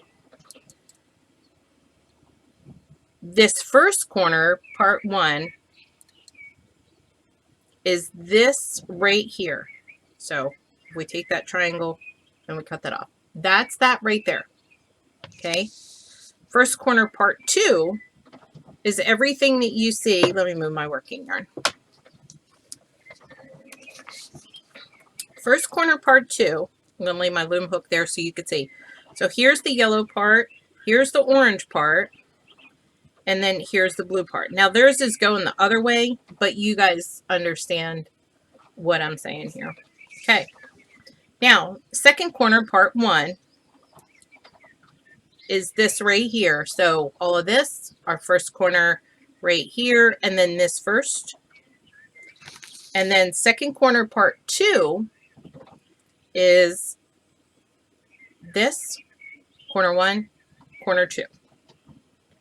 And then we just finished running down this side here, which is this section here. And then we just did this first increase right here. We're getting ready to do that increase. So we're going to go there. And we're going to continue that all the way around until we get back to this section right here. So again, here's the section that we did in the middle. And remember, this picture is flipped from how I did it as far as which direction I'm going. Okay, so in this picture here, I'm just about to this blue section right here where we're going to decrease this. Okay, so I'm going to keep going. I'm going to close this off over here. And then I'm going to come up and come around. And when I get to this section up here, where this stitch marker is, that's where I'm going to do a color change and show you guys how to do the color change from there. Okay, so at this part right here, I've already done this, I've done this, I've done that, I've done that, I've done that, I've done that. I'm right here. I'm getting ready to do this. Then this was where my cast on row is. I'm going to do that. I'm going to do this corner over here, and then I'm going to run it up this side. Once I get up here to this side, that's where I'm going to do my color change. Now, if you would like to have another different color, so for your stitch marker, so you know, okay, if you're working on color changes and you want to know which one you need to change color on, I'm all for it. So what I'm going to do is I'm going to pull out my stitch markers and let's do we already have bright pink. Let's do a orange since we already have like a teal on there. Okay, so what I'm going to do, I'm going to swap out this teal one. Now I'm going to leave that on there for now. I'm going to put this one on there first before I take the teal one off, so I know exactly where my stitch is that needs to be changed out. Make sure I slipped it through. I'm going to take this one off and put that on there. So that way, if you're doing color changes, you know exactly which one to have a color change on. Now, I know that my pink one is off right now. That one is right here because that's going to be my starting one. I'm going to put that one back on over here. But this one, when I come around, I'm going to know when I get to this point, I'm going to do a color change. Okay? So that's why I said I want to make this as easy as possible for you guys. So that way there is zero confusion to this whole thing. Okay. So I've already increased this side. I have 2 on every peg in the middle. I have 4 on this last one because I'm getting ready to pick up all of these, which was my cast on row. And then I'll create another corner over here and then run up this side. So, where did I put? Oh. I'd lose my head if it was not attached. Okay, I am going to start my decrease. So I'm going to purl these 2 together. I'm going to come over here. I'm going to do my turn and wrap. And remember, turn and wrap is just that. You're going to turn that peg and then wrap it off and knit it off. Okay, you guys are already pros at that. I'm going to purl this one again. I'm going to go to the next one with 2 on it, which is right next to it. I'm going to grab those, purl both of those off, come back, E-wrap, turn and wrap.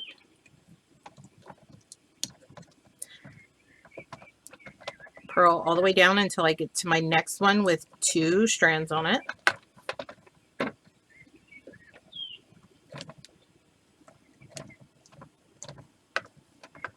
And once you've mastered this, if you haven't already, here I'm grabbing 2.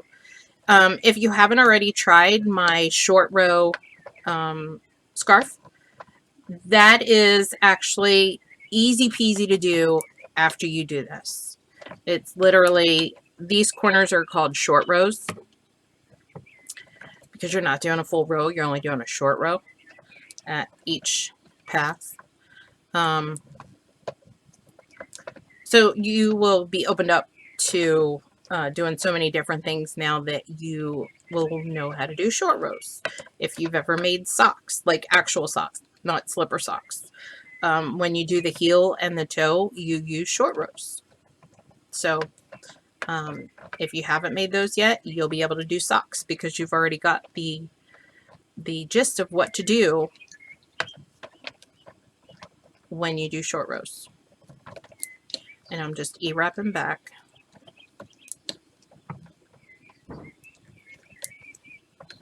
And turn and wrap. All right. Now, I purposely didn't put my pink stitch marker on there yet because I want to show you guys how you can find it even if you don't put it on there right away after you've already done this corner. And the hint is I showed you guys how to do it already. Haha. All right, so I'm just purling down to the next one that has 2 strands on it.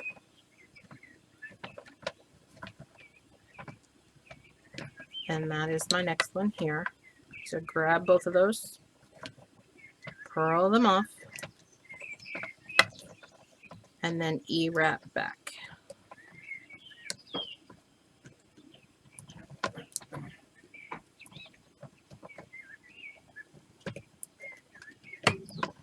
And then I'm going to turn and wrap my last peg. And like I said, when you do the turn and wrap, you want to turn and wrap front to back, meaning I go around the front and I come around the back and then I purl off. And the reason why is it doesn't make your stitches as tight as if you were to go back to front, and they're so much more defined and easier to pick up when you do it the way I am doing it here. So it takes less headache out of it, especially if you're working with a darker color, which I do not, and I said this earlier in the video, I do not recommend doing that for your first one because it makes it more difficult to see where you need to pick up your stitches. All right, so these 2, purl those off and E-wrap back.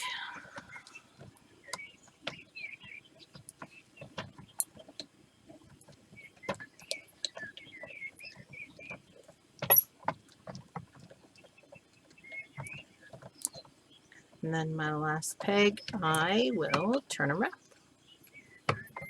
And if you want to leave a little thing on your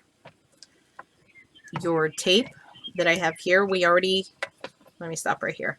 We already marked the tape to show which direction we were going to do our corners. Now, again, if you're, I'm ambidextrous, so I can loom left or right-handed. I prefer sometimes to do right-handed. So that's why I have my corners going to the left. Now, if you want to make yours going to the right, again, no looming, please. That's totally on you. You would just do your arrow going that way so you know what direction you are working in. Now, when I said leave yourself a little note for your last peg, what you want to do is put yourself this little arrow, which means you know you're going from front to back. If you were going back to front, like on this one, I know that I turn and wrap. I bring my working yarn around the back. I would just do a little arrow down. So up knows, or up to me, I know I need to come around the front, and then the back means I have to come around the back and down. So this is around the front, up, and then down. That's how my mind works. Not everybody's mind works like mine. It's crazy, but you guys get the understanding of what I'm saying. All right, back to work. So we're going to purl down to the next one that has 2 strands on it. And you can see this corner is coming in. You can see where it's turning there. So the decreases are popping to make it more defined. And take your time. There's no rush. Okay, I mean, unless you're under a deadline, like you just found out that you have a baby due Monday and it's Thursday. I would not suggest, unless you know that you can knock a quick baby blanket out right away with a 10 stitch. Like I said earlier, it takes me like a day to do one. Make sure you just do something that you know right away. But for these, just take your time and make yourself more familiar with it before you commit to something really big, like I was saying. Because the more pressure you put on yourself, the more frustrated you're going to get if it's not coming together exactly the way you want. And, you know, we have enough pressure and stress in our lives. We don't need that too. All right, turn and wrap. I'm sorry if you hear the mower going. My husband just decided he wants to mow the grass today. We usually do it on the weekend, but apparently it's going to rain. All right, so we're going to go all the way back to the next one with 2 strands on it.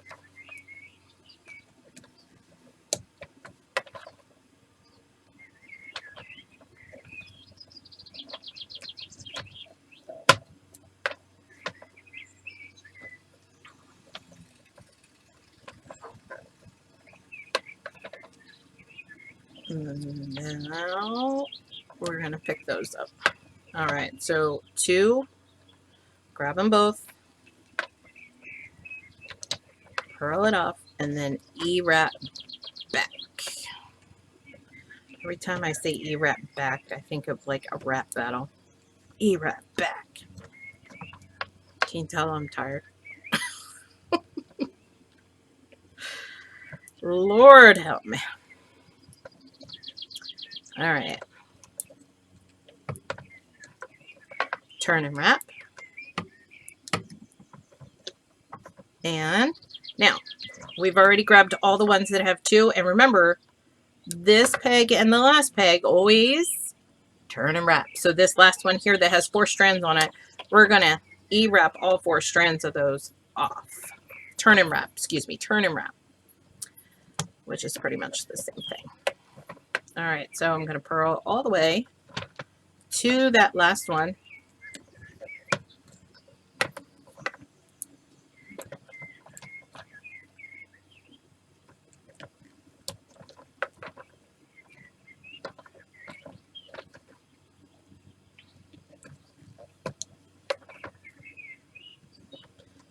Oh, I think I'm playing yarn chicken because I'll probably have just enough to get up to that orange corner where I have to color change.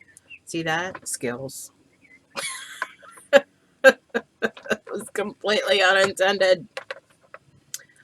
All right. I just grabbed some scrap yarn to do this with. I didn't grab a whole ski.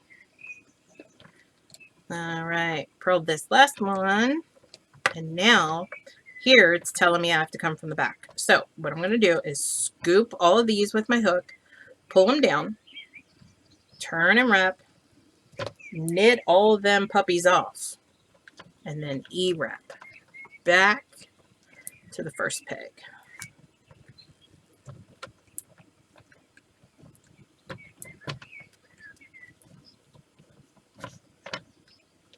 And like I said, as long as you follow this with my little tips with the stitch markers and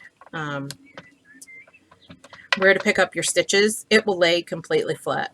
You will not run into any of those problems.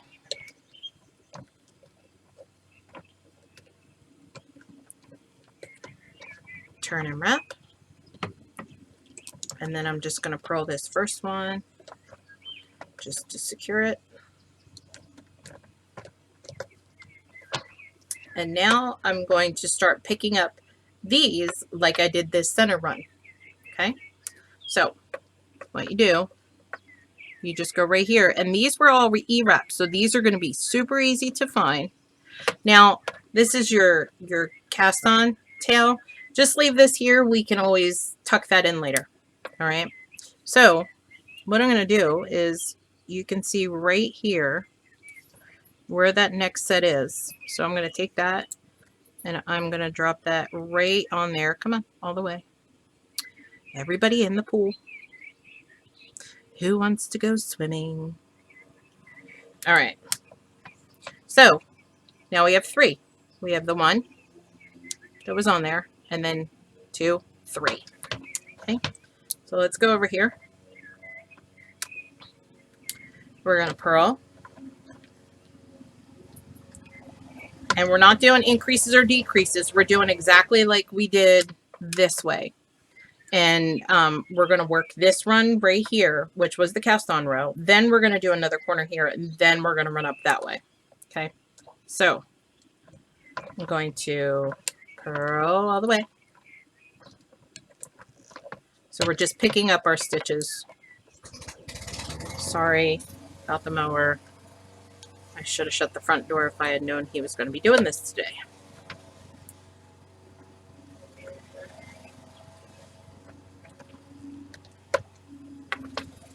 I think it's just because he likes using the riding mower, and usually I do that. But we're a team. So.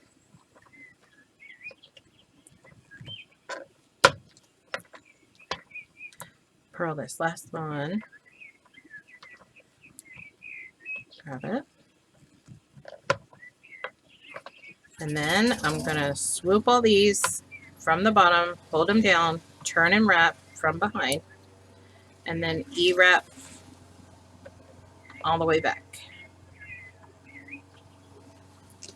So now you guys know that, you know, I'm not one of those people that has a studio, like some people that make tutorials.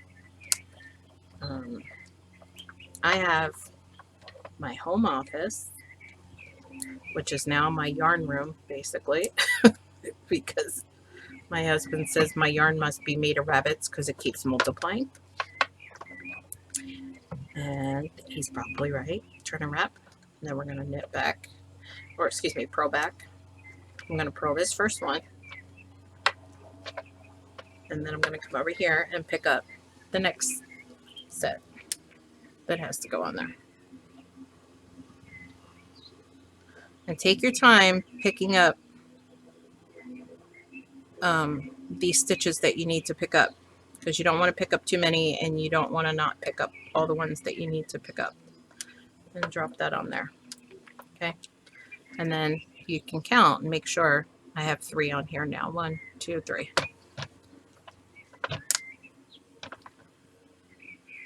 And then just purl. All right. So I'm going to pause the video here. I'm going to run through the rest of this, and I'll meet you guys when I get to this stitch marker right here. All right. All right. So I have finished working this was my cast on row right here, and I am getting ready to start my corner. So where did I put there it is. All right, so where I'm at right now is right here.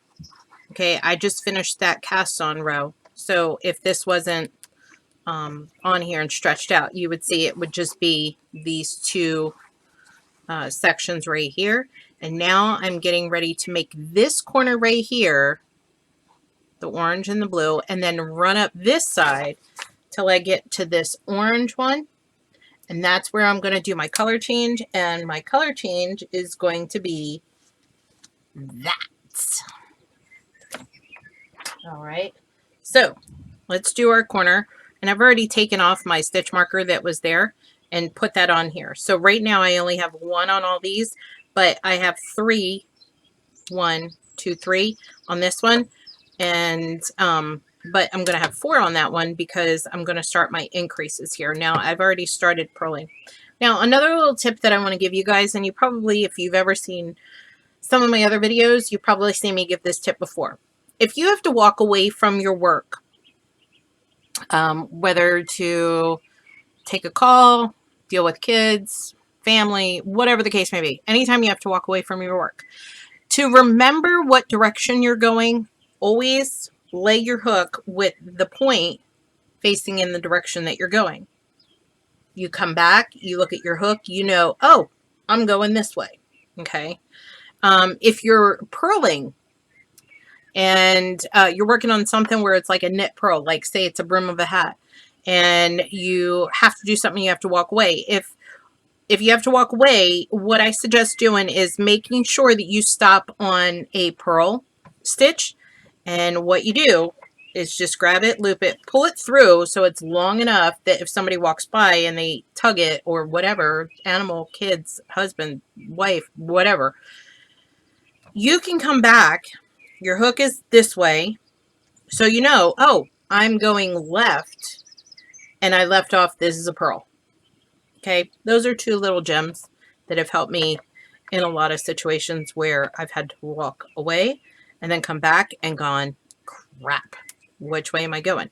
Another thing, but sometimes people get a little confused, especially if they're E-wrapping, always pay attention to the direction that your yarn is going. So if you take a look at that, you can see right there, my direction's going this way with my working yarn. So I know I have to be going left.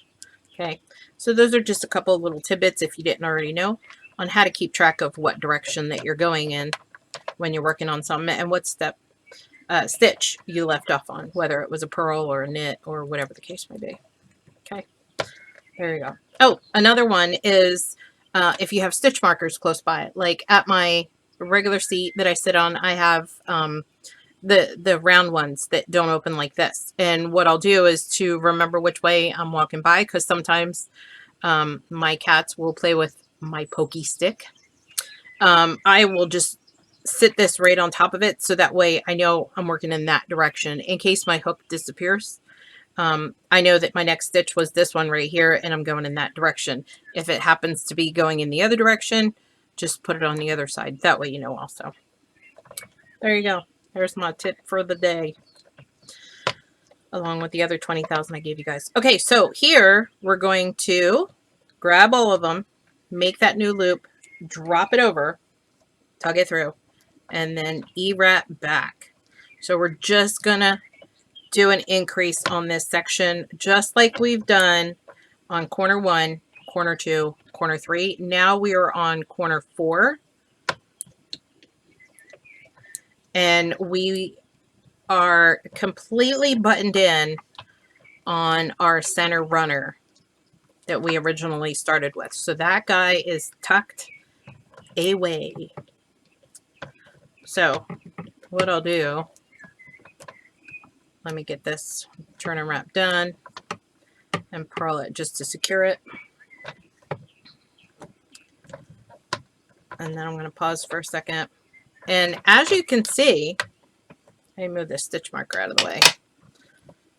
This is laying completely flat, other than, you know, my loom right there, completely flat. No, this is looking wonky right here because it's still on the loom, but no puckering, no binding, none of that stuff that a lot of people say they run into. And if we turn it over, this is what it's going to look like on the back. So here's my center run. And then this was my cast on row right here.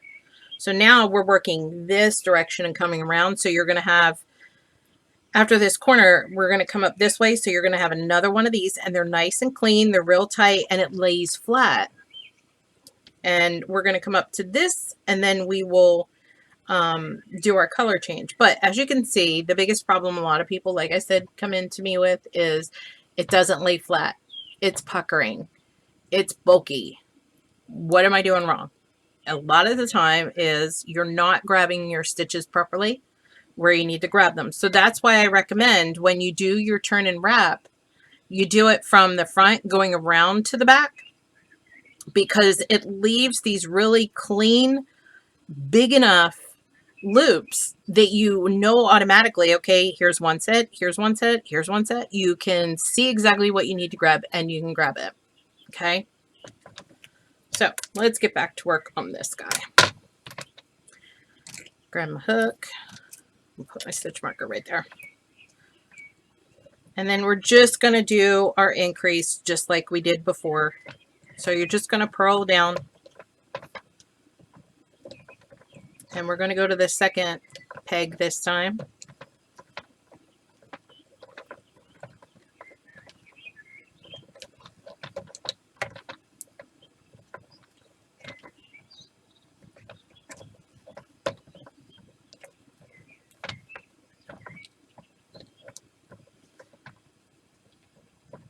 And again, you're welcome to fast forward through this if you want. I'm just keeping this in here until we get to the color change area, and making sure that I have hit all main issues that people run into. So now we're at our second one. We're going to grab it, pull that working yarn, loop it up over the top, drop it down, and then E-wrap back. All right, so I'm going to pause the video here. I want you guys to continue your increase, and then I will meet you back here once we are ready to start our decrease, and you have 2 on all of these except your first one here. All right, I will see you guys shortly. All righty, gang. So as you can see, all of them have 2 on it except this very last one, which it actually has 4. 1, 2, 3, 4. And the reason why is I've already picked up this first stitch to run up this row here, and then there was the one on there, and then there was the one that I slipped when we started our increases. So now we're going to do our decreases, and before we do that, I want to show you. So if you remember correctly, I purposely left this stitch marker off, and then I realized I forgot to show you guys. So as this is laying flat, you can clearly see the stitch line from this side where we did the increase, this side where we did the decrease, and you can see the line right up the middle, and you're going to follow that, and it's going to take you right exactly to the stitch where you need to put your stitch marker. Let me open that up a little bit. Don't fight me. And it's this one right there. Okay. And clip that off. And there you go. You can see it run right up it to the corner. Nope. There it goes. And then when you start building this out, these lines that you see where your increases and decreases are, those are actually going to expand out. And if you're doing this properly, which you guys will, I have faith in you, they will all line up. So as it grows out, that line is just going to be perfect straight up. The edges like that, the corners like that. Okay. So now we're going to start our decreases. And as you know, all of these except for this one here have 2 on it. So we're going to go one at a time. So we're going to purl those 2 together, just like we did all of our other, come on. Boy, he's being stubborn right now. Golly. There. Turn and wrap. He was like, no, Michelle, not today. Purl that one. Whoops. My yarn knows I'm getting tired and it's trying to fight me. It ain't going to win. And we're going to purl these 2 together. E-wrap. Turn and wrap. Okay. So just like we've done all of our other decreases, we're going to purl down to the next one that has 2 on it.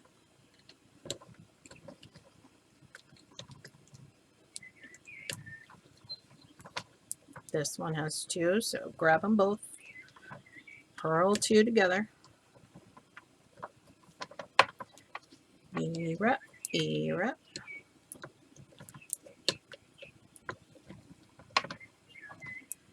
Turn and wrap. Purl down.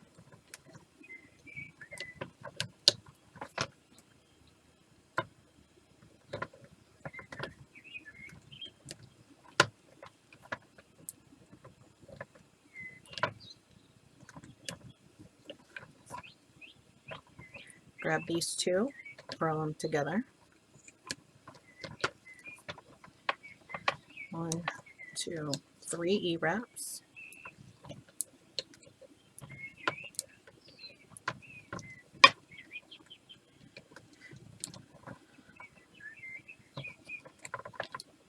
Purl back, to the next one that has 2.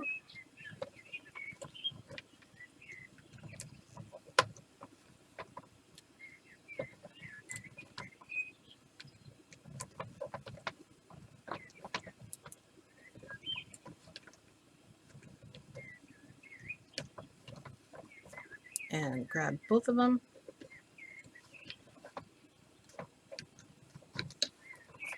And E-wrap back.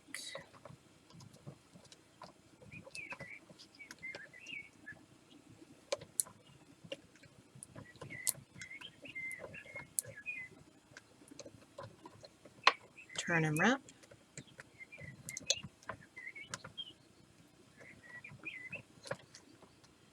And then purl down to the next 2. So when I mentioned earlier that I was playing yarn chicken, I was not kidding with you guys, and I'll show you here in a moment. Because this wasn't, like I said, this wasn't a full skein. I'm just using some scrap yarn that I had.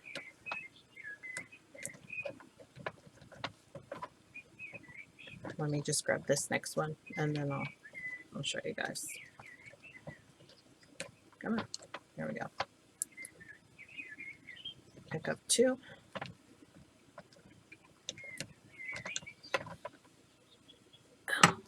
And then E-wrap back.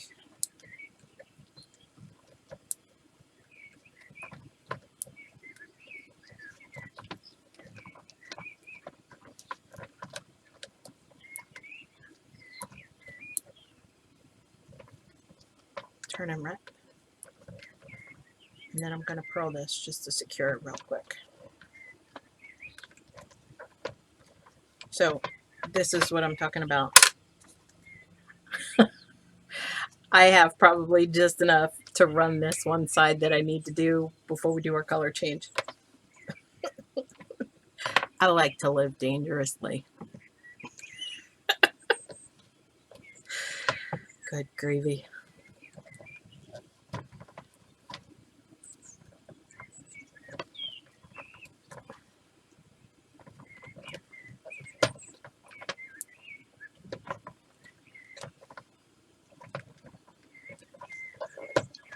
And if you've never worked with this yarn before, this is Color Made Easy. This is probably one of my favorite yarns.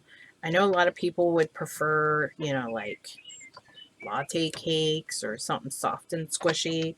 I think I'd asked this in my group. The question was, you can have an entire semi truck full of yarn, but it can only be one type of yarn, one brand, one, you know, like this is Lion Brand Color Made Easy, or Red Heart Super Saver, or, you know, something like that. I think I would probably go with this. And the reason why, it is so versatile. It's not too thick. You know, it's like Goldilocks' choices. It's just right. It's got a nice consistency to it. It's got a nice weight to it. It works up really well. So I would probably say my whole semi truck would be Color Made Easy. And you can pick, you know, as many colors as you want because it's your semi truck, and you know, you do whatever you want to do. But yeah, that would probably be my choice. And it comes in a great variety of colors. Probably one of my favorite yarns to work with.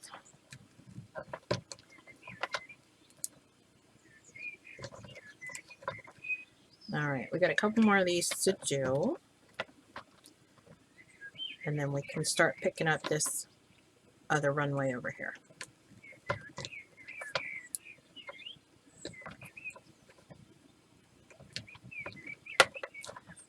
All right, second from the last.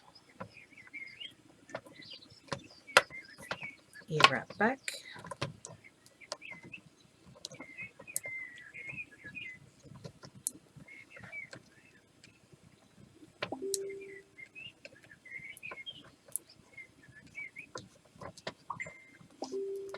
Sorry, somebody's blowing up my messages right now.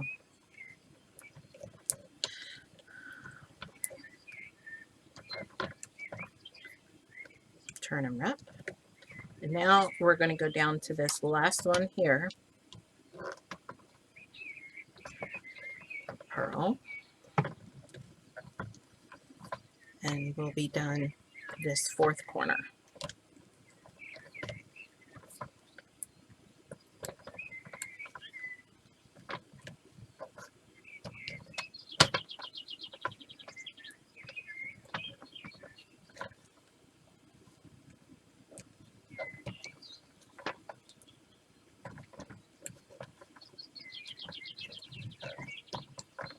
And in case anybody's wondering, we're going to work this row, this runway over here, and we're going to start the color change right before we start that increase for that corner number 5.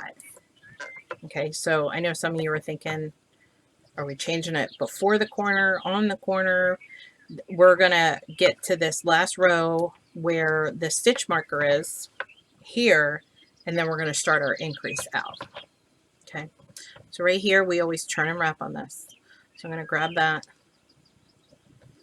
knit it off, and then wrap back.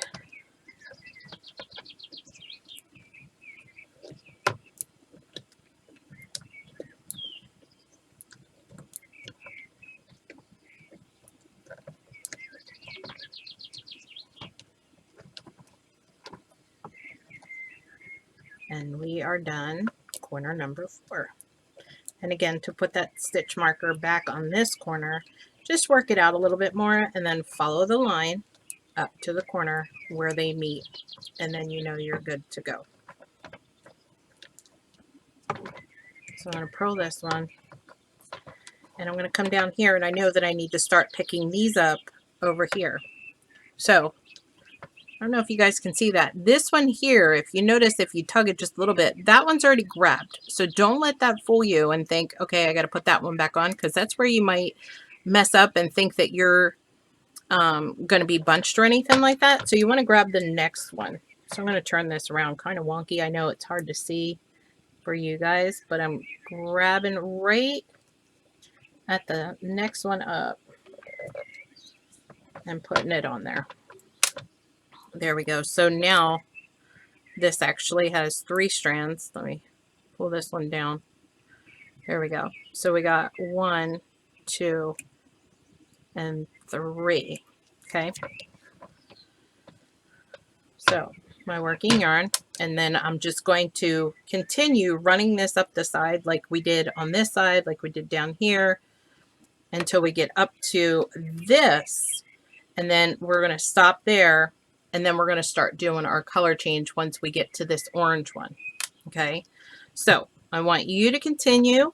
I'm going to pause my video on this side. I'm going to work this end. You keep continuing, and then when you are ready to pick up and see where I do the color change. Now, if you're not going to be doing a color change, then you don't have to continue watching the video after this point. Just keep doing exactly what we've been doing the whole time. Run the runways, do your increases and decreases for your corners, and keep going until you have reached the full size that you want for your blanket. All right.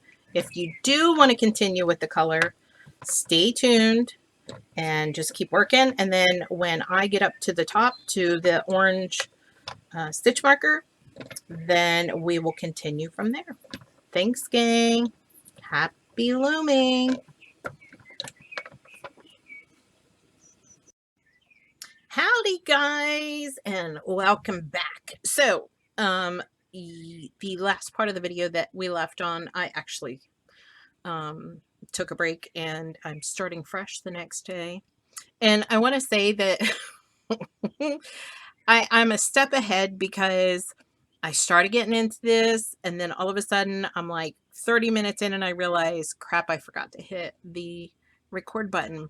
So what I did, if you guys remember, I left off yesterday where we were just coming up this row here, and on this corner was the orange stitch marker here that reminds me this is the corner where I need to do my color change.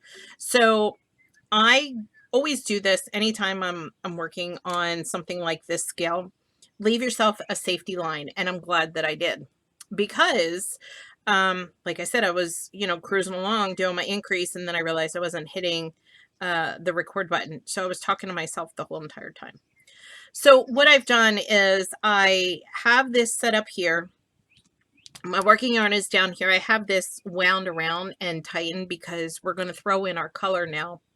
And normally, let me show you this diagram. This is where we are right now. Okay.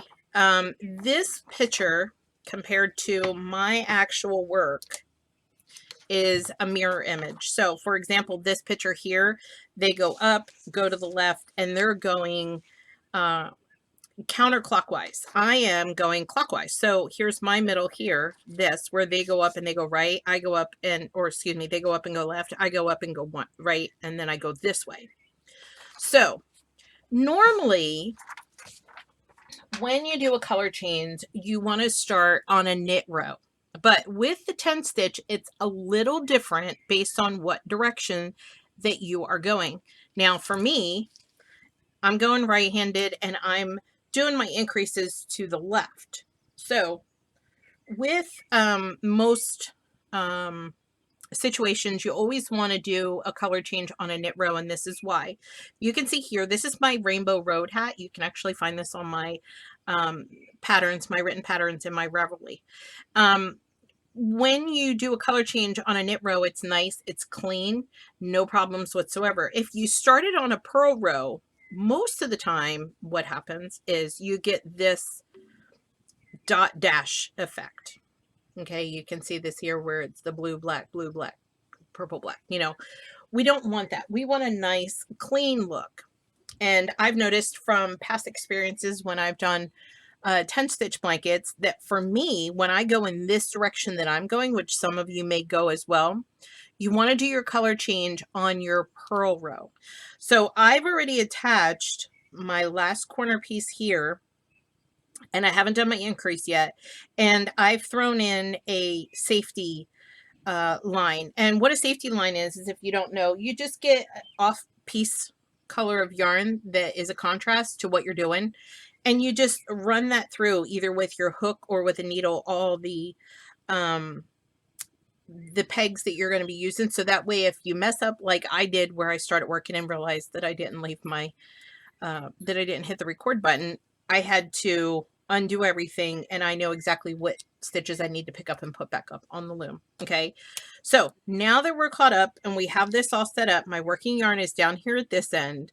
We're going to use another color. Oh, and real quick, remember when I was talking about yarn chicken last night with not knowing if I had enough to get to that?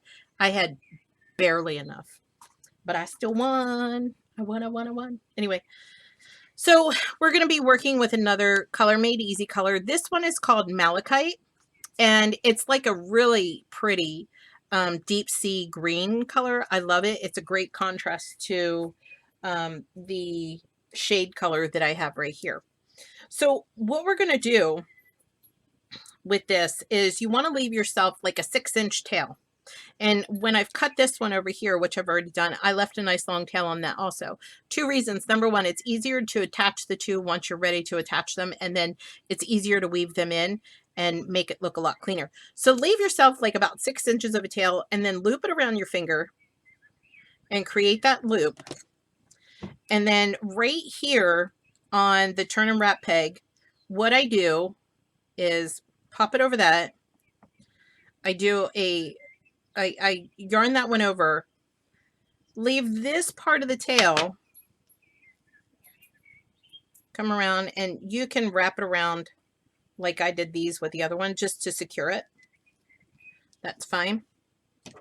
And it doesn't have to, be super, super tight, but you want it tight enough that as you're purling down, because we're going to start our increases, that it doesn't pull this and you end up having a really short tail. Okay. So I've already turned and wrapped on that one. And even though your safety line is in here, work it in. And then once you have it going where you don't have any problems, you can just literally take the end and zip it right out because it's not tied in or anything like that. Okay. So now we're going to purl down to the second peg. We're doing our first set of increases on this corner here with the color change. Now, Like I said earlier in the video, if you're just doing all one type of yarn, one color, just keep going. If you're not going to do a color change, you could have stopped watching this video a while back if you wanted to, unless you like listening to me, and then you could just keep listening. And then make sure if you're going to continue doing color changes that you have that stitch marker, like I have my orange one, and keep it on this particular corner. So once we're done this increase and then we do the decrease and then that corner is done, I'm going to put my stitch marker back on that corner. So that way, when I continue working it, I know what corner is going to be my color change corner. Okay. I'm going to purl one more. And now, just like we've done with all of our other increases, instead of lifting that actual yarn off, you're going to take your hook, scoop down as if you're going to purl, grab a new loop, and just drop it right over the top and pull it down right through instead of having to take that other yarn off like they show in other videos. And now we're going to E-wrap back to the beginning.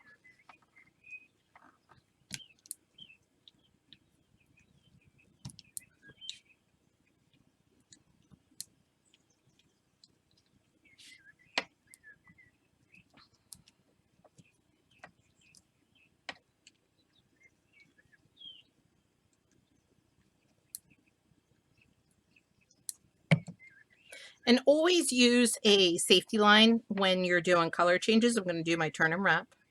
So that way, if you're not sure if you're going the direction where it requires you to knit to start doing the color change or purl, you can always do what you think it should be. And if it doesn't look right, you just go right back to that safety line and do it the other. Now we're going to purl up to the third peg.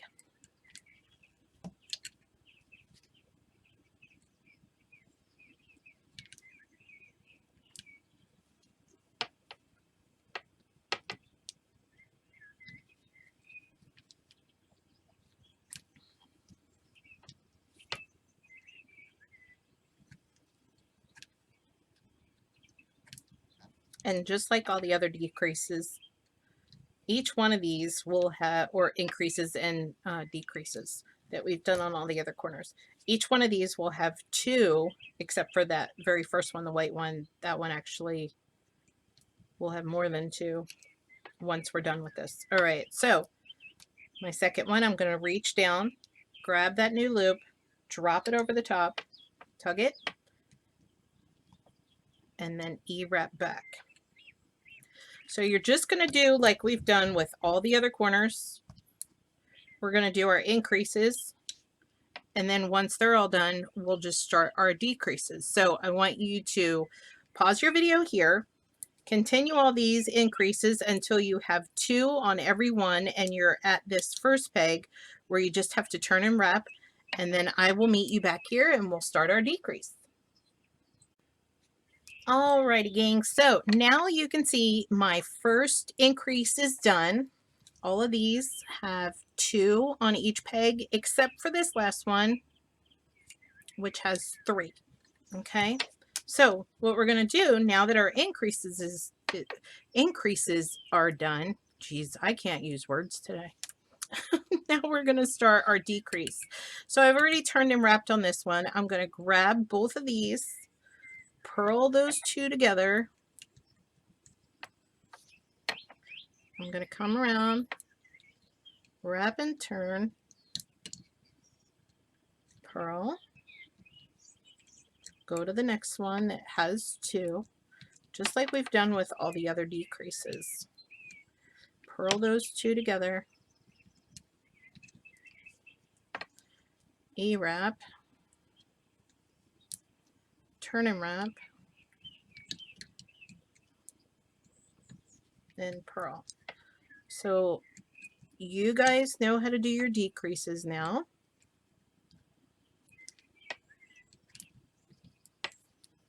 I'm going to grab this one, two together, E-wrap, wrap and turn,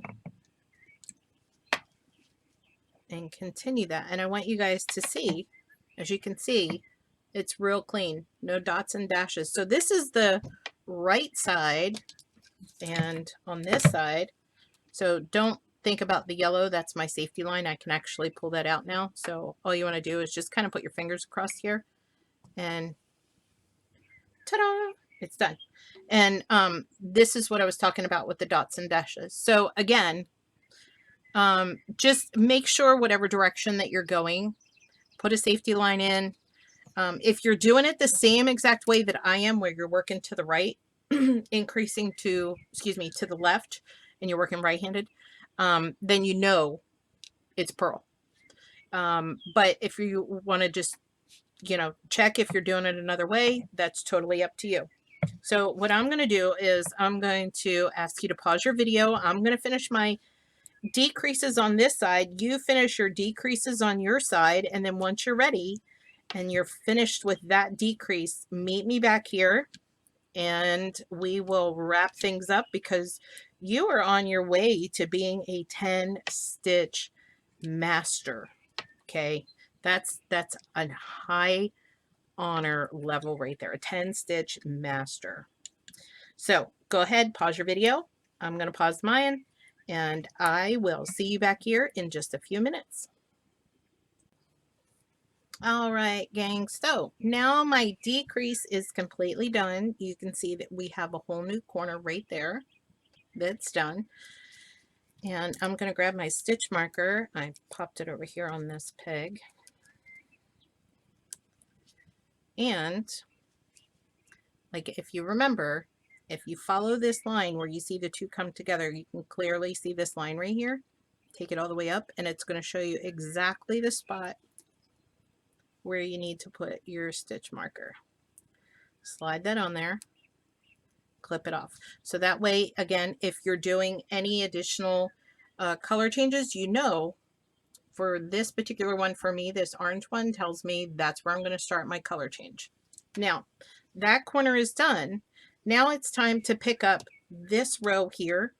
And like I showed you previously, these, you can clearly see where your lines are that you need to pick up these stitches, because when I do my turn and wrap over here on this one, I go from the front to the back and around. When you do that, it leaves these stitches more open for you, so it's clearly visible what stitches you need to pick up. And it's like that all the way around. It makes it a whole lot easier, especially if you're going to be brave enough to do something that's of a dark color, or black, navy blue, or anything like that for your 10 stitch. So let's start picking these up. Now these are perfectly loose enough that I'm not even going to use my hook. I'm just going to use my fingers. You go over here to the next and you slide that right on there. Whoops, I pulled it right off with my nail at the same time. There we go. Slide that on there. So now I have the one green one and then the two slate colored ones.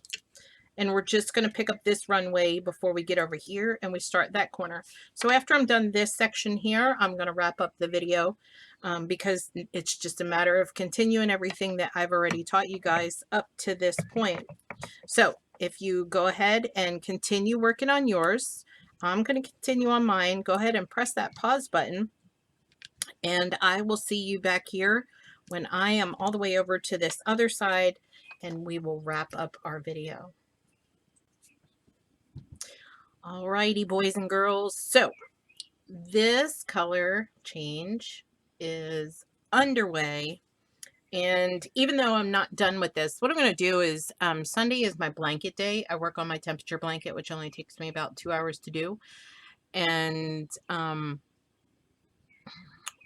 if I have any other blankets going on, I try to work on them. So I'm going to keep this going, but I want to show you guys how to do the bind off on this, which is super easy. So I created a little video. It's a super stretchy bind off, and I'm not done with this yet by any means. So I'm not going to bind this off, but I'm going to show you the same technique you would use to do the super stretchy bind off. So once you get out to the full size that you want and you come to the edge where you want to bind off. So say if this was full size and I'm ready to bind off, what you do, you're going to take your working yarn, you're going to wrap all 10 of your pegs 3 times. So 1, 2, 3. Okay, and then I would cut the yarn, and then I'm, depending on which end I'm going to, end at, which normally would be over here on this end, I'm going to skip this first peg. Okay, so let's pretend I have a needle right now. I'm going to skip this first peg. I'm going to go to my next peg, and I'm going to run the needle from the bottom up through the top, pull all your working yarn, then come back 1 and go from the top down through the bottom, pull it down. Then you're going to skip this second one, go to the third one, from the bottom up, pull it all the way through, and then go back 1 and go from the top down to the bottom. And then you just repeat that all the way across, and that gives you your super stretchy bind off. And then all you have to do is worry about tying in your ends. Now, for this one here, where the 2 colors meet, all you're simply going to do, you don't want a super tight knot, okay? You're just going to do a simple knot here, really loose, okay? You don't want to do a super tight one.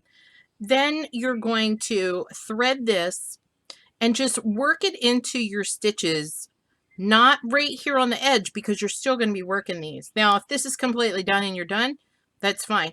But you're going to work it at least 1 row in, and you want to run your needle up and over in through those so that it takes this whole piece of yarn that you have here with this same color, and it incorporates it in. And that's how you weave in your ends to where you don't have a bunch of frayed pieces. And then again, with this one, you're going to go with the matching color. Now, if you're just using one color, you don't really have to worry about having 2 different colors to work in or anything like that. And as you can see, this is the wrong side. Here's my ridge here, and then here's where my color changes. And if you look, I'm sure you can see how this one goes straight up and goes to that. So as long as you're getting your corners exactly the way they need to be, this will line up perfectly, just like it is on every corner. So that way, you're hitting your corner exactly where you need to pick it up and start your next corner. All right. This is laying nice and flat, no pinching, no lumps, no bumps, no, nothing to prevent it from lying flat. So that is just because you're picking your stitches up exactly where they need to be. And that, again, is why I highly recommend doing like I do when on this one. I wrap from front around the back, and then I purl down here, because then it gives you that nice stitch right there where you can easily pick it up and use your fingers and just drop it right on there. All right. So there you go, boys and girls. That's how easy it is. Don't overwhelm yourself. I made this video purposely this long so that way I could take it slow, break things down as we go, give you any tips or tricks that I have that's going to help you be successful with making your 10 stitch. I do recommend for your first one to do it like I did with this. I use E-Rep for this because it elongates the stitches a little bit more and it makes it bigger, because if you do true knit, it's a tighter stitch, so it won't get as big as fast. But then after you've conquered your first one and you want to go out there and start incorporating different stitches and trying different stitches with it, you go right on ahead. So there you go. If you have any questions, as always, you are more than welcome to email me at ilovetoloomknit@gmail.com. You can message me on Facebook. You can reach me on Instagram. You can message me here on YouTube. Leave a comment for me, however you want. All right. I can't wait to see how everybody's blankets turn out. I see some amazing blankets coming in the future. Thanks, everybody. Happy looming.